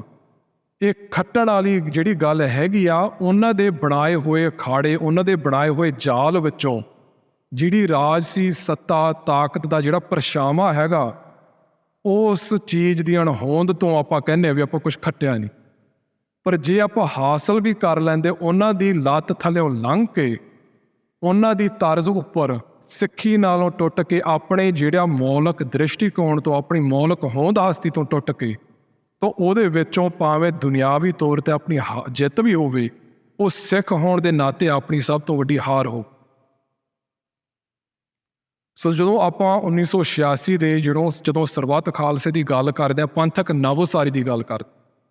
ਸਾਨੂੰ ਬਿਲਕੁਲ ਇੱਕ ਵੱਖਰਾ ਨਜ਼ਰੀਆ ਮਿਲਦਾ। ਸਿੱਖ ਨੁਕਤਾ ਨਿਗਾਹ ਤੋਂ ਇਹ ਸੰਘਰਸ਼ ਕਾਹਦੇ ਬਾਬਤ ਆ ਤੇ ਕਿਸ ਤਰ੍ਹਾਂ ਲੜਿਆ ਜਾਣਾ, ਕਿਹੜੇ ਆਧਾਰ ਤੇ ਲੜਿਆ ਜਾਣਾ ਤੇ ਕਿਹੜੇ ਅਮਲ ਨੂੰ ਆਪਾਂ ਅਪਣਾਉਣਾ। ਸੋ ਜਦੋਂ ਆਪਾਂ ਗੁਰਮਤਿ ਤੇ ਉਸ ਦਿਨ ਦੇ ਗੁਰਮਤਿ ਤੇ ਪੜ੍ਹਦੇ ਹਾਂ ਤਾਂ ਇੱਕ ਗੱਲ ਸਪਸ਼ਟ ਸਾਫ਼ ਸਾਡੇ ਸਾਹਮਣੇ ਆਉਂਦੀ ਆ। ਕੁਝ ਲਾਈਨ ਮੈਂ ਪੜ੍ਹਦਾ, ਇਹ ਸਮਾਗਮ ਇੱਕ ਵਾਰ ਫਿਰ ਇਹ ਗੱਲ ਸਪਸ਼ਟ ਕਰ ਦੇਣਾ ਚਾਹੁੰਦਾ ਹੈ ਕਿ ਇੱਕ ਓਂਕਾਰ ਸਤਿਨਾਮ ਦੇ ਧਾਰਨੀ ਸਿੱਖਾਂ ਦਾ ਧਰਮ, ਰਾਜਨੀਤੀ ਅਤੇ ਗੁਰਧਾਮ ਅਨਿੱਖੜ ਹਨ। That for those Sikhs who venerate ਇੱਕ ਓਂਕਾਰ, ਧਰਮ, politics and our institutions, our sovereign Sikh institutions, ਆਪਣੇ ਜਿਹੜੇ ਗੁਰਧਾਮ ਹੈਗੇ ਆ, they're inseparable। ਅਤੇ ਉਹ ਇਹਨਾਂ ਦੀ ਵਰਤੋਂ ਪੰਥਕ ਨਵ ਉਸਾਰੀ ਲਈ ਕਰਦੇ ਹੀ ਰਹਿਣਗੇ ਅਤੇ ਸਿੱਖ ਆਪਣਾ ਸ਼ਾਸਤਰਧਾਰੀ ਹੋਣ ਦਾ ਹੱਕ ਤੇ ਗੁਰਧਾਮਾਂ ਵਿੱਚ ਸ਼ਾਸਤਰਾਂ ਤੇ ਪਾਬੰਦੀ ਨੂੰ ਪ੍ਰਵਾਨ ਨਹੀਂ ਕਰਦੇ। ਸੋ ਜਦੋਂ ਆਪਾਂ ਪੰਥਕ ਨਵ ਉਸਾਰੀ ਦੀ ਗੱਲ ਕਰਦੇ ਹਾਂ, ਇੱਕ ਸੰਘਰਸ਼ ਦੇ ਅਗਲੇ ਪੜਾਅ ਦੀ ਤਿਆਰੀ ਦੀ ਗੱਲ ਕਰਦੇ ਹਾਂ, ਤਾਂ ਇਸ ਵਿੱਚੋਂ ਸਾਨੂੰ ਇਹ ਬਹੁਤ ਸਪਸ਼ਟ ਸੇਧ ਮਿਲਦੀ ਆ ਵੀ ਜਿਹੜੀ ਨਵ ਉਸਾਰੀ ਸਾਡੀ ਹੋਣੀ ਆ, ਜਿਹੜੀ ਆਪਣੇ ਇਸ ਦੁਨੀਆ ਉੱਪਰ ਜਿਹੜੀ ਆਪਣੀ ਹੋਂਦ ਹਸਤੀ ਨੂੰ ਬਰਕਰਾਰ ਰੱਖਣ ਵਾਸਤੇ ਅਣਖ ਗੈਰਤ ਨਾਲ ਸਿੱਖ ਹੋ ਕੇ ਜੀਣ ਦਾ ਜਿਹੜਾ ਆਪਣਾ ਸੰਘਰਸ਼ ਹੈਗਾ, ਉਹ ਗੁਰੂ ਸਾਹਿਬ ਦੇ ਸੱਚੇ ਪਾਤਸ਼ਾਹ ਦੇ ਚਰਨਾਂ 'ਚੋਂ ਸ਼ੁਰੂ ਹੋਣਾ। ਇਸ ਅਸਥਾਨ ਦੇ ਉੱਪਰ ਤੇ ਹੋਰ ਜਿਹੜੇ ਆਪਣੇ ਗੁਰਧਾਮ ਹੈਗੇ, ਇੱਥੋਂ ਸ਼ੁਰੂ ਹੋਣੇ ਆ। ਇਹ ਜਿਹੜੀ ਵੰਡ ਕੀਤੀ ਜਾਂਦੀ ਹੈ ਸਾਡੇ ਸੰਘਰਸ਼ ਦੇ ਵਿੱਚ ਵੀ, ਇਹ ਕੁਝ ਧਾਰਮਿਕ ਕਿਸਮ ਦੇ ਕਰਮ ਹੁੰਦੇ ਆ, ਕੁਝ ਰਾਜਸੀ ਜਾਂ ਪੰਥਕ ਜਾਂ ਸੰਘਰਸ਼ੀਲ ਆਪਣੇ ਅਮਲ ਹੁੰਦਾ। ਜਿੰਨਾ ਚਿਰ ਤੱਕ ਆਪਾਂ ਇਸ ਪਾੜੇ ਨੂੰ, ਇਸ ਦਵੰਦ ਨੂੰ, ਇਸ ਕੰਟਰਡਿਕਸ਼ਨ ਤੇ ਡਿਫਰੈਂਸ਼ੀਏਸ਼ਨ ਨੂੰ ਆਪਾਂ ਖਤਮ ਨਹੀਂ ਕਰਦੇ ਤਾਂ ਆਪਾਂ ਨਾ ਸੰਘਰਸ਼ ਨੂੰ, ਬੀਤੇ ਨੂੰ ਆਪਾਂ ਸਮਝ ਸਕਾਂਗੇ, ਨਾ ਆਪਾਂ ਸਹੀ ਮਾਇਨਿਆਂ ਦੇ ਵਿੱਚ ਭਵਿੱਖ ਦਾ ਰਾਹ ਸਮਝ ਸਕਾਂਗੇ। ਸੋ ਜਦੋਂ ਆਪਾਂ ਸਿਮਰਨ ਦੀ ਵੀ ਗੱਲ ਕਰਦੇ ਹਾਂ, ਸਿਮਰਨ ਵੀ ਸੰਘਰਸ਼ ਦਾ ਇੱਕ ਰੂਪ ਆ, ਇੱਕ ਹਿੱਸਾ ਆ। ਨਾਮ ਅਭਿਆਸ, ਨਾਮ ਬਾਣੀ ਦਾ ਅਭਿਆਸ is a radical political act. ਤੇ ਜਦੋਂ ਖਾਲਸਾ ਦੁਸ਼ਟ ਦਾ ਨਾਸ ਕਰਨ ਵਾਸਤੇ ਮੈਦਾਨੇ ਜੰਗ ਦੇ ਵਿੱਚ ਤੇਗ ਵਾਹੁੰਦਾ ਜਾਂ 47 ਦੇ ਫਾਇਰ ਖੋਲ੍ਹਦਾ, ਉਹ ਇੱਕ ਸਿਮਰਨ ਦਾ ਰੂਪ ਹੁੰਦਾ। ਤੇ ਉਸ ਸੁਰਤ ਵਿੱਚੋਂ ਜਿਹੜੀ ਨਿਕਲੇ ਜਿਹੜੇ ਵਾਰ ਖਾਲਸੇ ਦੇ ਹੁੰਦੇ ਆ, ਉਹਨੂੰ ਹਿੰਸਾ ਨਹੀਂ ਕਿਹਾ ਜਾ ਸਕਦਾ, ਉਹ ਪਰਉਪਕਾਰ ਹੁੰਦਾ। ਗਰੀਬ ਦੀ ਰੱਖਿਆ, ਜਰਵਾਣੀ ਦੀ ਭਖਿਆ ਕਰਨ ਵਾਸਤੇ। ਇਸ ਚੀਜ਼ ਨੂੰ ਸਾਨੂੰ ਸਮਝਣ ਦੀ ਲੋੜ ਹੈਗੀ। ਜੋ ਸੰਤਾਂ ਦਾ ਅਮਲ ਰਿਹਾ 77 ਤੋਂ ਲੈ ਕੇ 84 ਤੱਕ, ਤੇ ਉਸ ਤੋਂ ਪਹਿਲਾਂ ਤੇ ਬਾਕੀ ਸਾਰੇ ਜਿੰਨੇ ਵੀ ਆਪਣੇ ਇਤਿਹਾਸ ਦੇ ਵਿੱਚ ਮੋਰਚੇ ਲੱਗੇ ਆ, ਜਿਹੜੇ ਸੰਘਰਸ਼ ਲੜੇ ਗਏ ਆ, ਉਹ ਆਪਣੇ ਆਪ ਦੇ ਸੁਤੰਤਰ ਪੰਥਕ ਸੰਸਥਾਵਾਂ ਦੇ ਆਸਰੇ, ਉਹਨਾਂ ਦੇ ਆਧਾਰ ਤੇ ਲੜੇ ਗਏ। ਆਪਾਂ ਦੂਜਿਆਂ ਦੇ ਬੜੇ ਬੜਾਏ ਅਖਾੜਿਆਂ ਦੇ ਵਿੱਚ ਆਪਾਂ ਇਹ ਗੇਮ ਨਹੀਂ ਖੇਡਣੀ ਵੀ ਤਾਕਤ ਕਿਹਦੇ ਹੱਥ ਹੁੰਦੀ ਆ, ਜਿਹੜੀ ਵਾਰੋ ਵਾਰ 4-5 ਸਾਲਾਂ ਬਾਅਦ ਬਦਲਦਾ ਰਹਿੰਦਾ। ਆਪਾਂ ਆਪ ਦੀ ਤਾਕਤ, ਜਿਹੜੀ ਪਾਤਸ਼ਾਹੀ ਦੀ ਗੱਲ ਕਰਦੇ ਆ, ਜਿਹੜਾ ਸਿੱਖਾਂ ਦਾ ਪਾਤਸ਼ਾਹੀ ਦਾਵਾ, ਜਦੋਂ ਰਤਨ ਸਿੰਘ ਪੰਗੂ ਨੂੰ ਆਪਾਂ ਪੜ੍ਹਦੇ ਹਾਂ ਪੰਥ ਪ੍ਰਕਾਸ਼ ਨੂੰ, ਜਦੋਂ ਫਿਰੰਗੀ ਆਇਆ ਸੀਗਾ ਪੰਜਾਬ ਦੇ ਵਿੱਚ, ਸਭ ਤੋਂ ਪਹਿਲਾਂ ਉਹਨਾਂ ਨੇ ਇਸ ਖਿੱਤੇ ਨੂੰ ਸਮਝਣ ਦੀ ਕੋਸ਼ਿਸ਼ ਕੀਤੀ ਤੇ ਉਹਨਾਂ ਨੇ ਦੇਖਿਆ ਵੀ ਪੰਜਾਬ ਦੇ ਵਿੱਚ ਸਿੱਖਾਂ ਦਾ ਰਾਜ ਇੱਕ ਅਨੋਖੇ ਕਿਸਮ ਦਾ ਜਿਹੜਾ ਰਾਜਸੀ ਢਾਂਚਾ ਆ, ਇਹਨਾਂ ਨੇ ਰਾਜ ਕਰਨ ਦਾ ਅਧਿਕਾਰ ਕਿੱਥੋਂ ਲਿਆ। ਤੇ ਉਹਦੇ ਵਿੱਚ ਰਤਨ ਸਿੰਘ ਪੰਗੂ ਸਾਫ਼ ਦੱਸਦੇ ਆ ਵੀ ਜਿਹੜੀ ਪਾਤਸ਼ਾਹੀ ਖਾਲਸੇ ਦੀ ਹੈਗੀ ਆ, ਇਹ ਗੁਰੂ ਨਾਨਕ ਪਾਤਸ਼ਾਹ ਵੱਲੋਂ ਮਿਲੀ ਹੈ, ਸਿੱਧੀ ਅਕਾਲ ਪੁਰਖ ਵੱਲੋਂ। ਸੋ ਜਦੋਂ ਆਪਾਂ ਪਾਤਸ਼ਾਹੀ ਦਾਅਵੇ ਦੀ ਗੱਲ ਕਰਦੇ ਹਾਂ, ਆਪਣੀ ਸੁਤੰਤਰਤਾ ਦੀ ਗੱਲ ਕਰਦੇ ਹਾਂ, ਸੋਵਰਨਟੀ ਦੀ ਗੱਲ ਕਰਦੇ ਹਾਂ, ਰਾਜ ਦੀ ਗੱਲ ਕਰਦੇ ਹਾਂ, ਜੇ ਆਪਾਂ ਰਾਜ ਕਰਨ ਦੀ ਜੁਰਤ ਰੱਖਣੀ ਹੈ ਤਾਂ ਰਾਜ ਨੂੰ ਪਰਿਭਾਸ਼ਿਤ ਕਰਨ ਦੀ ਵੀ ਜੁਰਤ ਸਾਨੂੰ ਰੱਖਣੀ ਚਾਹੀਦੀ ਹੈ। ਜਿਹੜਾ ਆਪਣਾ ਸੋਵਰਨਟੀ ਦਾ ਜਿਹੜਾ ਕੌਨਸੈਪਟ ਆ, ਸੰਕਲਪ ਆ, ਉਸ ਨੂੰ ਹਿੱਕ ਠੋਕ ਕੇ ਸਾਨੂੰ ਕਰਨ ਦੀ ਲੋੜ ਹੈਗੀ ਆ ਤੇ ਉਹਦੇ ਵਿੱਚੋਂ ਆਪਦੇ ਅਨੋਖੇ ਕਿਸਮ ਦਾ ਅਮਲ ਵੀ ਨਿਕਲਦਾ। ਜਿਹੜਾ ਸਿੱਖਾਂ ਦਾ ਜਿਹੜਾ ਰਾਜਸੀ ਆਧਾਰ ਹੈਗਾ, ਜਿਹੜਾ ਆਪਣੇ ਪੋਲੀਟੀਕਲ ਵਹੀਕਲ ਹੈਗੀ, ਜਿਹੜੀ ਆਪਣੀ ਪੋਲੀਟੀਕਲ ਪਾਰਟੀ ਹੈਗੀ ਆ, ਉਹ ਸੰਗਤ ਆ। ਜਦੋਂ ਆਪਾਂ ਇਸ ਤਰ੍ਹਾਂ ਗੁਰੂ ਸਾਹਿਬ ਦੇ ਦਰਬਾਰ ਦੇ ਵਿੱਚ ਗੁਰੂ ਗ੍ਰੰਥ, ਗੁਰੂ ਪੰਥ ਦਾ ਸੁਮੇਲ ਜਿਹੜਾ ਹੈਗਾ, ਜਦੋਂ ਆਪਾਂ ਨਾਮ ਬਾਣੀ ਦਾ ਅਭਿਆਸ ਕਰਦੇ ਹਾਂ, ਜਿਹੜੀ ਆਪਣੀ ਟਰਾਂਸਫਰਮੇਸ਼ਨ ਹੁੰਦੀ ਆ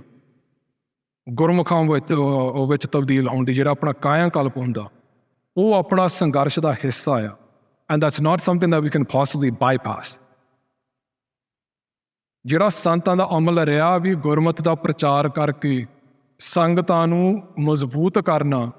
ਉਦੋਂ ਬਾਅਦ ਜਿਹੜੇ ਆਪਣੇ ਜਥੇ ਕਾਇਮ ਕਰਨੇ, ਜਿਹੜੇ ਆਪਣੇ ਕੰਮ ਕਰਨ ਵਾਲੇ ਹੈਗੇ ਆ, ਗਰੀਬ ਦੀ ਰੱਖਿਆ ਜਰਵਾਣੀ ਦੀ ਭੁੱਖਿਆ ਕਰਨ ਵਾਸਤੇ, ਦੁਸ਼ਟਾਂ ਦਾ ਨਾਸ਼ ਕਰਨ ਲਈ ਜਿਹੜੀਆਂ ਜੁਝਾਰੂ ਜਥੇਬੰਦੀਆਂ ਚਾਹੀਦੀਆਂ,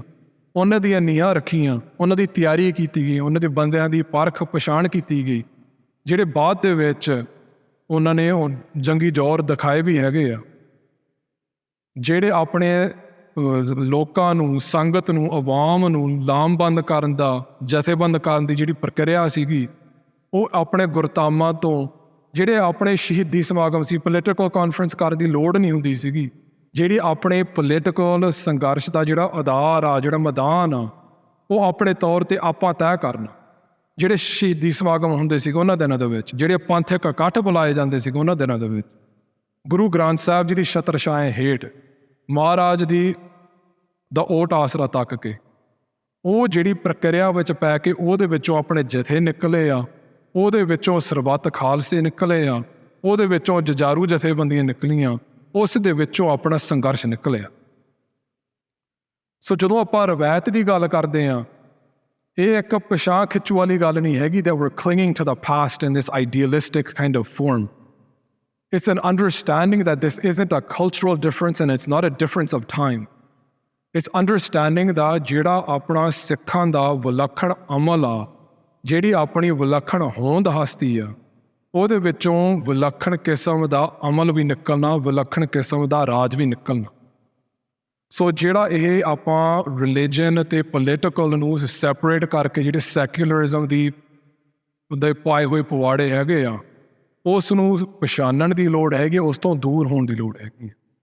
ਜਿਹੜੇ ਆਪਣੇ ਸੰਘਰਸ਼ ਦੇ ਜਿਹੜੀ ਅਗਲੀ ਪੈੜ ਜਿਹੜੀ ਹੋਣੀ ਆ, ਅਗਲਾ ਪੰਧ ਜਿਹੜਾ ਆਪਾਂ ਤੈਅ ਕਰਨਾ, ਉਹ ਇੱਥੇ ਆਪਣੇ ਗੁਰਧਾਮਾਂ ਤੋਂ, ਸੰਗਤਾਂ ਵਿੱਚੋਂ, ਗੁਰੂ ਗ੍ਰੰਥ ਗੁਰੂ ਪੰਥ ਦੀ ਰਵਾਇਤ ਅਨੁਸਾਰ ਹੀ ਹੋ ਸਕਦਾ, ਜਿਹਦੇ ਵਿੱਚੋਂ ਆਪਾਂ ਸਿੱਖ ਹੋ ਕੇ ਆਪਾਂ ਮਜ਼ਬੂਤ ਹੋ ਸਕਦੇ ਹਾਂ। ਜਿਹੜਾ ਆਪਣਾ ਪਾਤਸ਼ਾਹੀ ਦਾਵਾ, ਜਿਹੜੀ ਸਿੱਧੀ ਸੋਵਰਟੀ ਸਤਿਗੁਰੂ ਸੱਚੇ ਪਾਤਸ਼ਾਹ ਨੇ ਸਾਨੂੰ ਖਾਲਸੇ ਨੂੰ ਬਖਸ਼ਿਸ਼ ਕੀਤੀ ਆ, ਉਹਨੂੰ ਕਮਾਇਆ ਜਾ ਸਕਦਾ, ਅਤੇ ਉਸ ਆਧਾਰ ਤੋਂ ਜਿਹੜੀ ਆਪਣੀ ਹਲੇਮੀ ਰਾਜ ਨੂੰ ਸਥਾਪਿਤ ਕਰਨ ਵਾਸਤੇ ਜਿਹੜਾ ਸੰਘਰਸ਼ ਆ, ਉਹ ਲੜਿਆ ਜਾ ਸਕਦਾ। ਸੋ ਜਦੋਂ ਆਪਾਂ ਅੱਜ ਦੇ ਮੌਜੂਦਾ ਹਾਲਾਤਾਂ ਨੂੰ ਆਪਾਂ ਦੇਖਦੇ ਹਾਂ, ਇਹਨੂੰ ਸਮਝਣ ਦੀ ਕੋਸ਼ਿਸ਼ ਕਰਦੇ ਹਾਂ, ਜਿਸ ਤਰ੍ਹਾਂ ਆਪਾਂ ਸ਼ੁਰੂ ਦੇ ਵਿੱਚ ਵੀ ਜ਼ਿਕਰ ਕੀਤਾ, ਜਿਹੜਾ ਆਪਣਾ ਸਿੱਖਾਂ ਨੂੰ ਚੁਣ ਕੇ ਨਿਸ਼ਾਨੇ 'ਤੇ ਲਿਆ ਕੇ ਉਹਨਾਂ ਨੂੰ ਕਤਲ ਕਰਨ ਦੀ ਜਿਹੜੀ ਪ੍ਰਕਿਰਿਆ ਸ਼ੁਰੂ ਹੋਈ ਆ ਪਿਛਲੇ ਕੁਝ ਸਾਲਾਂ ਤੋਂ, ਇਹ ਸ਼ਹੀਦ ਜਥੇਦਾਰ ਹਰਮੀਤ ਸਿੰਘ PhD ਤੋਂ ਆਪਣੇ 4 ਸਾਲ ਪਹਿਲਾਂ ਇਸੇ ਦਿਨ ਤੋਂ ਸ਼ੁਰੂ ਹੋਈ ਸੀ। ਉਸ ਤੋਂ ਬਾਅਦ ਜਥੇਦਾਰ ਪਰਮਜੀਤ ਸਿੰਘ ਪੰਜਵੜ, ਭਾਈ ਅਵਤਾਰ ਸਿੰਘ ਖੰਡਾ, ਭਾਈ ਹਰਦੀਪ ਸਿੰਘ ਨਿੱਜਰ ਨੂੰ ਨਿਸ਼ਾਨਾ ਬਣਾਇਆ। ਜਿੰਨੀ ਵੀ ਚਾਰਾਜੋਈ ਸਟੇਟ ਵੱਲੋਂ ਹੋ ਰਹੀ ਆ ਵੀ ਸਿੱਖਾਂ ਨੂੰ ਕਾਬੂ ਦੇ ਵਿੱਚ ਕਿਸ ਤਰ੍ਹਾਂ ਰੱਖਣਾ, ਇਹਨਾਂ ਨੂੰ ਆਗੂਹੀਣ ਕਿਸ ਤਰ੍ਹਾਂ ਰੱਖਣਾ, ਇਹਨਾਂ ਦੀਆਂ ਸੰਸਥਾਵਾਂ ਕਿਸ ਤਰ੍ਹਾਂ ਖੋਖਲੀਆਂ ਕਰਨੀਆਂ, ਜਦੋਂ ਆਪਣੀ ਟੇਕ ਗੈਰਾਂ ਦੀਆਂ ਪ੍ਰਕਿਰਿਆਵਾਂ 'ਤੇ ਉਹ ਰੱਖਾਂਗੇ, ਜਿਹੜੇ ਸੰਦ ਉਹਨਾਂ ਦੇ ਬਣਾਏ ਹੋਏ ਆ, ਪੋਲੀਟੀਕਲ ਪਾਰਟੀ, ਭਾਵੇਂ ਉਹ ਸ਼੍ਰੋਮਣੀ ਕਮੇਟੀ ਹੋਵੇ, ਭਾਵੇਂ ਵਿਧਾਨ ਸਭਾ ਹੋਵੇ, ਜੇ ਆਪਾਂ ਸਿਰਫ ਉੱਥੇ ਆਪਣੇ ਆਪ ਨੂੰ ਲਿਮਿਟ ਕਰਦੇ ਹਾਂ, ਜਾਂ ਸਾਰੇ ਭਵਿੱਖ ਦੀ ਜਿਹੜੀ ਆਸ ਹੈਗੀ ਆ, ਭਵਿੱਖ ਦੀ ਜਿਹੜੀ ਰਣਨੀਤੀ ਹੈਗੀ ਆ, ਉੱਥੋਂ ਆਪਾਂ ਤੱਕ ਕੇ ਗੁਰੂ ਪਾਤਸ਼ਾਹ ਤੋਂ ਮੁੱਖ ਮੋੜ ਕੇ ਗੈਰਾਂ ਦੀਆਂ ਸੰਸਥਾਵਾਂ ਤੋਂ ਆਪਾਂ ਤੱਕਾਂਗੇ, ਤਾਂ ਉਹਦੇ ਵਿੱਚ ਸਾਡੀ ਖੁਆਰੀ ਹੀ ਹੋਣੀ। ਸੋ ਸਾਨੂੰ ਇਸ ਵੇਲੇ ਬਿਲਕੁਲ ਠਰਮੇ ਦੇ ਨਾਲ ਸਾਨੂੰ ਕੰਮ ਕਰਨ ਦੀ ਲੋੜ ਹੈਗੀ। ਇਸ ਬਿਲਕੁਲ ਸਾਡੀਆਂ ਅੱਖਾਂ ਖੁੱਲ੍ਹੀਆਂ ਹੋਣੀਆਂ ਚਾਹੀਦੀਆਂ ਵੀ ਇਹ ਜਿਹੜਾ ਸੰਘਰਸ਼ ਦਾ ਅਗਲਾ ਪੜਾਅ, ਜਿਹਦੇ ਵਿੱਚ ਆਪਣਾ ਪ੍ਰਵੇਸ਼ ਆਪਾਂ ਹੋ ਚੁੱਕੇ ਹਾਂ, ਜਿਹਦੀ ਗਤੀ ਦਿਨੋਂ ਦਿਨ, ਸਾਲ ਬਾਏ ਸਾਲ ਇਹਦੀ ਗਤੀ ਤੇਜ਼ ਹੀ ਹੋਣੀ ਹੈ, ਉਹਦੇ ਵਾਸਤੇ ਆਪਾਂ ਨਿੱਜੀ ਤੌਰ 'ਤੇ, ਜਥੇਬੰਦਕ ਤੌਰ 'ਤੇ, ਸਮੂਹਕ ਰੂਪ ਦੇ ਵਿੱਚ, ਪੰਥਕ ਤੌਰ 'ਤੇ ਆਪਾਂ ਤਕੜੇ ਕਿਸ ਤਰ੍ਹਾਂ ਹੋ ਸਕਦੇ। ਸੋ ਜਿਹੜੇ ਆਪਣੇ ਵੀਰ ਭੈਣ ਕੋਈ ਖੇਡ ਵੀ ਖੇਡਦੇ ਆ, anybody who plays sports, if your at the tail end of the match and you're losing by a couple of points, ਜੇ ਤੁਸੀਂ ਘਬਰਾਹਟ ਦੇ ਵਿੱਚੋਂ ਕੋਈ ਵੀ ਸਟੈਪ ਚੱਕਦੇ ਆ, ਇਹ ਤੱਕ ਕੇ ਵੀ ਆਪਾਂ ਜਿੱਤਣਾ ਤੇ ਤੁਸੀਂ ਸਾਰੇ ਉਸ ਤੋਂ ਪਹਿਲਾਂ ਜਿੱਤਣ ਵਾਸਤੇ ਜਿੰਨੇ ਵੀ ਸਟੈਪ ਹੈਗੇ ਆ ਉਹਨਾਂ ਨੂੰ ਸਕਿਪ ਕਰ ਜਾਂਦੇ ਆ। ਉਹਦੇ ਵਿੱਚੋਂ ਜਿਹੜੀ ਘਬਰਾਹਟ, ਜਿਹੜੀ ਕਾਹਲ ਪੈਦਾ ਹੁੰਦੀ ਆ, ਉਹ ਜਿਹੜੀ ਤੁਹਾਡੀ ਗੇਮ ਹੈਗੀ ਉਹ ਹੱਥੋਂ ਛੁੱਟ ਜਾਂਦੀ ਆ, ਤੁਹਾਡਾ ਕੰਟਰੋਲ ਨਹੀਂ ਰਹਿੰਦਾ। ਇਸ ਵੇਲੇ ਜਿਹੜੀ ਸਮੇਂ ਦੀ ਲੋੜ ਹੈਗੀ ਆ, ਆਪਾਂ ਬਿਲਕੁਲ ਠਰਮੇ ਦੇ ਨਾਲ ਆਪਾਂ ਕੰਮ ਕਰਨਾ, one step at a time. ਸਾਨੂੰ ਘਬਰਾਹਟ ਦੇ ਵਿੱਚ ਨਹੀਂ ਆਉਣਾ ਚਾਹੀਦਾ ਵੀ ਆਪਾਂ ਰਾਤੋਂ ਰਾਤ ਆਪਾਂ ਕੋਈ ਪ੍ਰਾਪਤੀ ਕਰਨੀ ਆ, ਰਾਤੋਂ ਰਾਤ ਐਡਾ ਵੱਡਾ ਮਸਲਾ ਆਪਾਂ ਹੱਲ ਕਰ ਲੈਣਾ। One step at a time, one day at a time, taking baby steps. ਜਿਹੜੀ ਆਪਣੀ ਮਜ਼ਬੂਤੀ ਹੈਗੀ ਹੈ ਨਿੱਜੀ ਤੌਰ 'ਤੇ, ਜਥੇਬੰਦਕ ਤੌਰ 'ਤੇ, ਪੰਥਕ ਤੌਰ 'ਤੇ ਆਪਾਂ ਕਿਸ ਤਰ੍ਹਾਂ ਕਰ ਸਕਦੇ।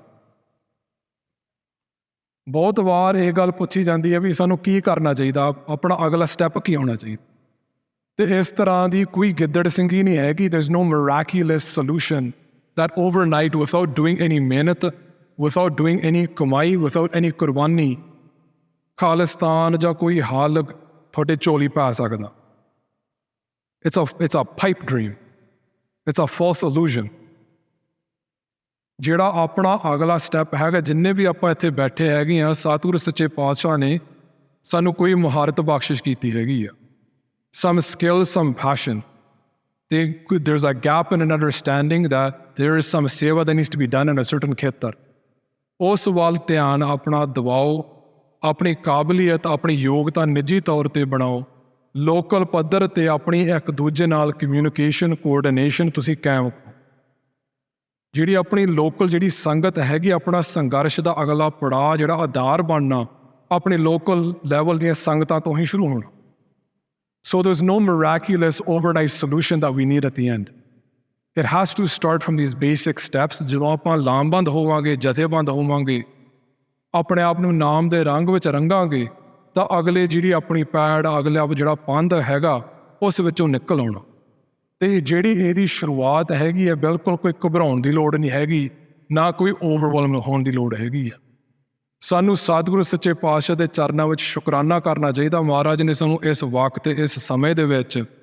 ਸਾਨੂੰ ਸੋਝੀ ਬਖਸ਼ਿਸ਼ ਕੀਤੀ ਆ, ਸਿੱਖਾਂ ਦੇ ਘਰ ਜਨਮ ਸਾਨੂੰ ਬਖਸ਼ਿਸ਼ ਕੀਤਾ ਤੇ ਸੇਵਾ ਦਾ ਮੌਕਾ ਬਖਸ਼ਿਸ਼ ਕੀਤਾ। ਇਹ ਜਿਹੜੇ ਆਉਣ ਵਾਲੇ ਸੰਘਰਸ਼ ਦੇ ਵਿੱਚ ਆਪਣਾ ਯੋਗਦਾਨ, ਆਪਣਾ ਤਿਲਫੁਲ। ਸੋ ਜਿਹੜਾ ਪਹਿਲਾ ਆਪਣਾ ਕਦਮ ਹੈਗਾ ਵੀ ਆਪਾਂ ਸਤਿਗੁਰੂ ਸੱਚੇ ਪਾਤਸ਼ਾਹ ਦੇ ਚਰਨਾਂ 'ਚ ਡਿੱਗ ਕੇ ਅਰਦਾਸ ਕਰਨੀ ਵੀ, ਸਤਿਗੁਰੂ ਸੱਚੇ ਪਾਤਸ਼ਾਹ ਜੀ ਸਾਨੂੰ ਇਸ ਸੰਘਰਸ਼ ਦੇ ਵਿੱਚ ਆਪਣਾ ਤਿਲਫੁਲ ਪਾਉਣ ਦੇ ਲਾਇਕ ਬਣਾਓ। ਤੇ ਇਸ ਅਰਦਾਸ ਵਿੱਚੋਂ ਨਿਕਲੇ ਅਮਲ ਵਿੱਚੋਂ ਸਾਡੇ ਸਾਰੇ ਭਵਿੱਖ ਦੇ ਰਾਹ ਨਿਕਲ ਆਉਣ। ਸੋ ਇੰਨੀਆਂ ਕੁ ਬੇਨਤੀਆਂ ਪ੍ਰਵਾਨ ਕਰਿਓ, ਭੁੱਲਾਂ ਚੁੱਕਾਂ ਦੀ ਖਿਮਾ ਕਰਿਓ। ਵਾਹਿਗੁਰੂ ਜੀ ਕਾ ਖਾਲਸਾ, ਵਾਹਿਗੁਰੂ ਜੀ ਕੀ ਫਤਿਹ।